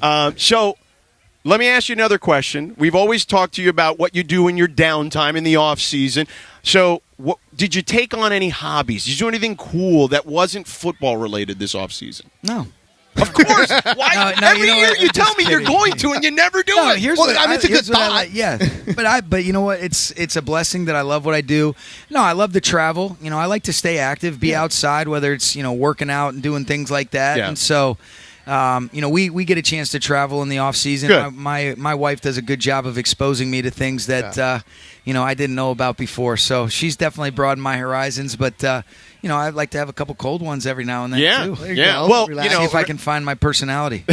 Well, you've told us that as well, because Raheem told us last year, and he reiterated today about, Sean's a better dancer than you think, and you've told us in the past it takes a few vodka sodas, but I would imagine I there need were at the least a liquid few of courage. those, right? Oh yeah, there always is. Yeah. But you know what? No more drinks right now. That's We're it. locked in, George. It's time for football season. All right, so let's talk football. Here's the deal. I've been here almost a week, and the energy here is infectious. Yeah. And you could just tell so many young guys trying to make a roster. It is really fun to watch the team practice while we've been here. What kind of energy, what kind of vibe are you getting from this squad that you've seen right here? I think you just mentioned it. It's infectious. And, you've got great leaders that are setting the tone, but you got a lot of youthful energy out here, guys that like competing. What I like is the ability to just be able to reset. We're doing a lot of different situations. There's a lot of guys that are learning on the fly, and there's got to be some patience and understanding how do we create that clarity for these guys. But the more that we practice, I always believe in repetition being the mother of learning, and these guys are taking it to heart. I think the coaches are doing a great job, and sure as hell is fun every time we're able to come out here. And, Coach, you can feel the energy out here, just like you're saying. You're coming out here, you can see this stuff. But from when you first started, your first time in the camp to now, do you still get that excitement every single time? Yeah, I do get that excitement, and it's for different reasons. When you say every single year is a new year, you got to really be able to believe it, and you got to understand, all right, what are the things that this team needs? What are the things that are going to be in alignment with us being our best and reaching and realizing our highest potential? But that was a long time ago. I feel like I've aged a lot in 6-7 years. Can't believe going into year 7, but it sure is a blessing, and I'm having a lot of fun. Are you still the youngest guy, or are there younger guys than you now? I still am. It's crazy. Good for you, Sean. I'll be glad when we can stop. I'll be glad when that's not the case anymore. Oh, eventually, but you should relish it while you got it, bro. I mean, guess. come on. Well, I sure feel older than 37. You might be one of the oldest fielding coaches. Oh man, let me tell you. You go through 6 years of this, you'll know exactly the roller coaster what I mean. up and down. Well, holy shit! Yeah, I mean, listen. Last year, as you kind of referenced earlier, was really challenging on a number of fronts. You guys, everything that could go wrong went wrong, right? Yeah. The offensive line, you had 12 different lineups in the offensive line. That in itself was tough, and then all the injuries that you dealt with in other places, including Matthew Stafford. But I feel like watching you guys last year, no matter what you could say, nobody quit. Like when you guys fought every game. That game in Kansas City, you lost. But man, I was like, these guys were right there. And then you went the game against the Raiders. Yeah. It looked like you again. You were so pumped up when you guys won that game. What was it like considering you had that tough season to win that game the way you did? No, it was. And I think, you said it, George. The thing I was most proud of is the way the guys continued to compete. There was a lot of adversity that we faced. There was a lot of instances when I reflect back on I want to be better for those guys and not make some of the same mistakes that I did. But I was really proud of that. And I think there were some moments when you end up getting reinvigorated. I thought the guys, just the way that they attacked each opportunity, it did make it fun. The season was challenging, but I truly believe that going through that adversity, you'll grow through it when you go through it. And it's one thing to talk about it and read about it. It's another thing to actually go through it, forces you to get grounded and do some self-reflection. And for that, I'm grateful. But man, that wasn't all that fun. Yeah, I don't blame you. That's for sure. Coach, when you look at this team and what you're going to go up against every single year, your fan base, they're going to be rabid. Like my boy Roswell thinks you're going to go undefeated and win the Super Bowl every single year, right? Then you have other fans who are like, I don't know what you're going to do. When you go and you look at this roster and you look at the vision and everything else, like how do you keep like just that focus of, we got to go the 1 week at a time, but damn it, there's some games that we could win here. You got to look at the schedule. How do you stay locked in like that? Because you just have to be present. It's so easy to say it, but you have to truly do it because there's so many things that inevitably will be changed by the time we get to even week 1, week 2. All we can do is be where our feet are planted. And man, it's easy to say, it's hard to do, but we've got to have the discipline to understand that it's about building a foundation, stacking blocks the right way. And I do think when I reflect back on the 6 years with a lot of the good moments we had, we were able to be inside out. We weren't worried about whether there was expectations or not expectations. It was just, hey, let's get better. Let's focus on improving, and then let's go compete with no fear and no flinch and see what the hell happens. We know who the studs are on this team, Stafford, Donald, etc. Cup. We can go on and on. Who are some of the young guys out here that are popping? I think when you look at some of our second-year guys, Kobe Durant is a guy that I've really been pleased with. Made a couple big plays today. Made a couple big plays. He's got a swagger. He's got a confidence and an energy about himself. He understands what's going on. He's able to move from star to the outside corner. I was really encouraged with DK. He's been out for a little bit. He kind of just tweaked his hamstring a little bit, but he's a guy another guy, great concept, trigger. He's got an understanding of the big picture. Those are two young guys in our secondary that I think have really shined bright. I'm really encouraged with Ernest Jones. Jones. He's going into year 3. He's a special player. He's got a nice natural leadership about himself. On the offensive side of the ball, I think you're looking at a guy that I think is as underappreciated in Tyler Higby as it gets. He's a complete player. He can play on all 3 downs. He's going to block. He can be in protection. He can win isolations. He can play all over the formation. And so there's a handful of guys that I could go through, but those are a couple guys that stand out. And and then we got some rookies that we're counting on, but those guys got to continue to earn it. There's a long way to go, but I like the way that they've gotten better, and it's still really early in camp. So Ernest was here the other day with us. He's a stud, isn't he? He's amazing. Yeah. And the confidence is out of this world. No kidding. And I particularly highlighted that when I said, yo, bro, I heard what you said about Steph. I said, I do NBA games. So when I see Steph in November, I'm going to tell him. He's like, tell him to bring it. I'm going to come. I'm going to get. And I just love the irrational confidence that he has. Yeah, I don't know exactly what he said, but he said he would take him in golf, is what he said. Yeah, there's a difference between confident and then I don't know about that. And he's been playing for 1 year. Hey, listen, Ernest has a lot of confidence, a lot of swag. Yeah. He's not gonna beat Steph. That guy, what a stud. I mean, how about him? Goes the hole in one, and then he's got to hit an eagle putt to win it, and just. But Ernest got him though. Ernest says he's got him. Hey, listen, no work. Hey, I support the Rams. Yeah. Well, Raheem said if it's a toughness competition, if he's got to tackle Steph, I got Ernest. But if it's about shooting or putting, I'm going to take Steph all day. Yeah, and I think if you ask Ernest the truth, put a little truth, sir, and put him on the lie detector, he'll agree with you.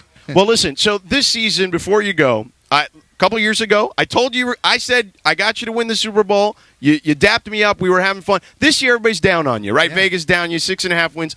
I look at this team. I think you're going to be above 500. I think you're a 9 or 10 win team. I think if you're in that group of 9 or 10 wins, you're in the playoffs. A guy like yourself, the type of experience you guys have, I think that you guys could be a force to reckon with in the NFC.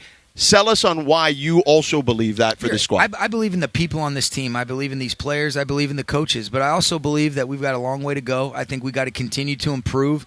And I've never been anybody that worries about anything that occurs on the outside other than, hey, I know this. We're not working as hard as we possibly can every single week with the expectation to just show up and try to compete and just, we want to go try to win games. And that's always going to be our standard. And how quickly some guys can accelerate their learning, how quickly they can expect to play above a level that maybe they even think right now, that's going to be imperative. And I think what we've got to be able to do is, if we do go through some adversity, let's stay steady. Let that be a separator for us where we end up navigating the storms that are inevitable at any point in the season.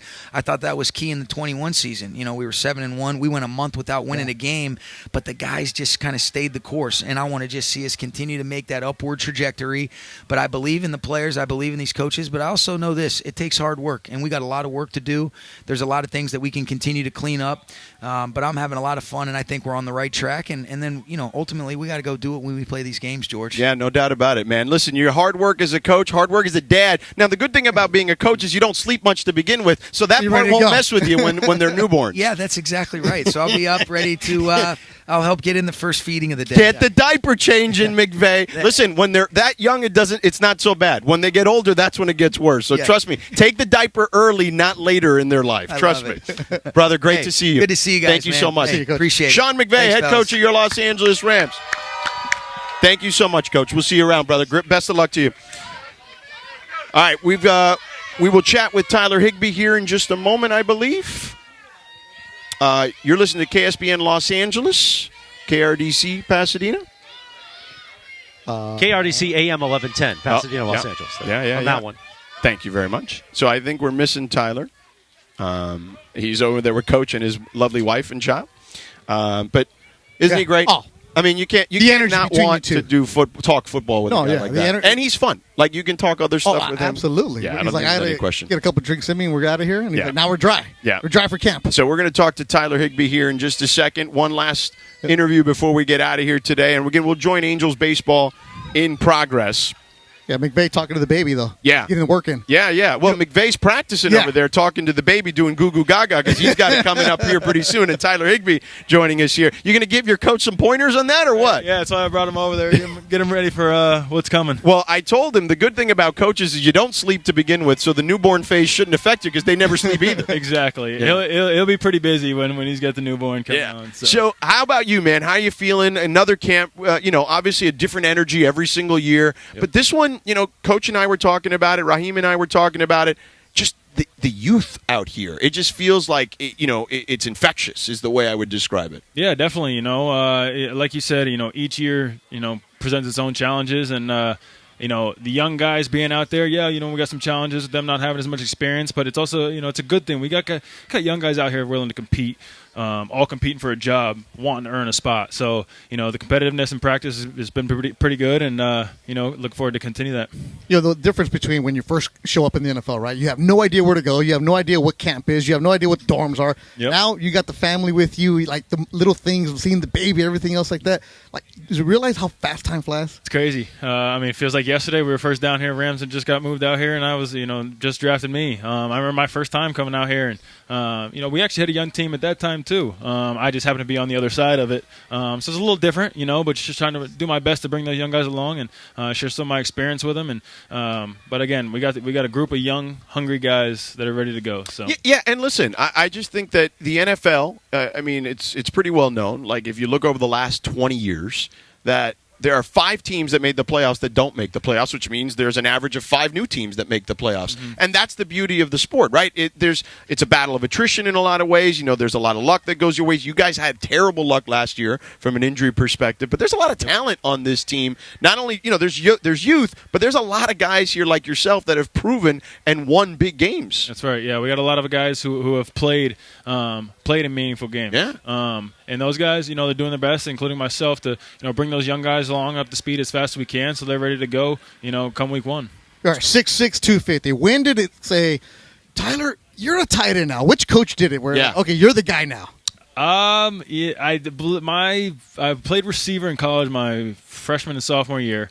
Ended up having an injury. At this point, I was kind of 225. Bobby Petrino ended up coming in, and I know he was at Arkansas, I believe, and he had a tight end that won the Mackey Award. I knew he liked throwing the ball to the tight end. I'm like, well, I'm about 225 now, and maybe this thing can work out. So I started taking reps in the offseason in the summer program at both wide receiver and tight end, and he kind of came in and was like, all right, let's make the transition. So you got to eat.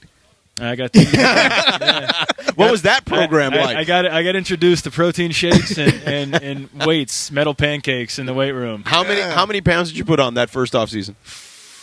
I don't remember approximately. Exactly. I left my high school at about 190, 195 pounds. Wow. And then I left Western Kentucky at 240 pounds. Wow. So you go back home and like, who's this monster right here? It was Uncrustables. Yeah. Eat the crust, baby. Eat the crust. Uncrustables, a lot of hard work in the weight room. The jam, right? And some protein shakes. The Uncrustables are so it did it for me. You had a beautiful catch there and point to the camera in the end zone, in the red zone drills. Stafford's back in the swing of things. What is it like to just have someone like that? I mean, you guys played with him previously, but just to have him back in the fold and everyone being healthy and ready to roll and on the same page. No doubt. Yeah, he's healthy. He looks good, man. He's throwing some great footballs out there, and it's good. I had off-season surgery going into last year, and, right. So I felt like I had a good off-season program to finally kind of get to where I want to be, put on that armor to sustain a full season. So I'm feeling good, much better than I was last year, and Matthew's looking healthy, and it's good. It's exciting to get it back out here and compete. On the flip side, the guys you're competing with out here, I've seen Big 99 moving around the line a lot more than he has even in the past, which he's already done some of. Yep. How challenging is that going to be? I mean, you guys are doing it in practice, but how challenging is that going to be for the other team now that he's roaming around? Man, it's impressive, that dude. He's one of one. He's the best to ever do it. So teams are always going to try to put multiple guys on him because they have to. So we're kind of trying to mess with him a little bit in practice, do what we can to get the playoffs. So it'd be challenging for other teams. You've had the highs and the lows being with this organization where everybody's like, okay, that's the team this year. Then it's like, maybe not this year. So how do you tell these younger guys, look, we can do something. Not many people are counting on us, but we can do something special. How do you tell them that? No, it's just about getting them up to speed. It's about being present, being where your feet are, taking it day by day. You don't get there looking 3 weeks down the road. You got to be here ready to compete, work, get better every single day. Out here starts in the meeting room, bring it out here on the football field in practice, and then just take it day by day, and we'll get there when we need to be there. Well, I think you guys will be there. I think you're going to have a great season. Stay healthy, man, and thank you for the time. Appreciate it. Thank you very much. There he is, Tyler Higby, ladies and gentlemen. All right, that'll do it for us here from training camp today. Great stuff. Thank you for everyone, for our entire team that's here. The engineering team, the marketing team. Lindsay, great job. Christopher, great job. Beto, great job. Thanks to artists of the Rams for all the help today. Thanks for Yogi Roth for stopping by. Of course, Sean McVay and Tyler Higby and the Mariachis, the Vamos Rams Mariachis. So And Raheem Morris. That's right. Thank you, Great Christopher. show today, Sedano. It was a great show, Christopher. You came through big, okay? Dude, he's All so right. huge. So we are going to now join Angels baseball in progress. Laura, excellent work back in the studio as always as well. We will talk to you mañana. Not me, fool. I'm on vacation. See ya.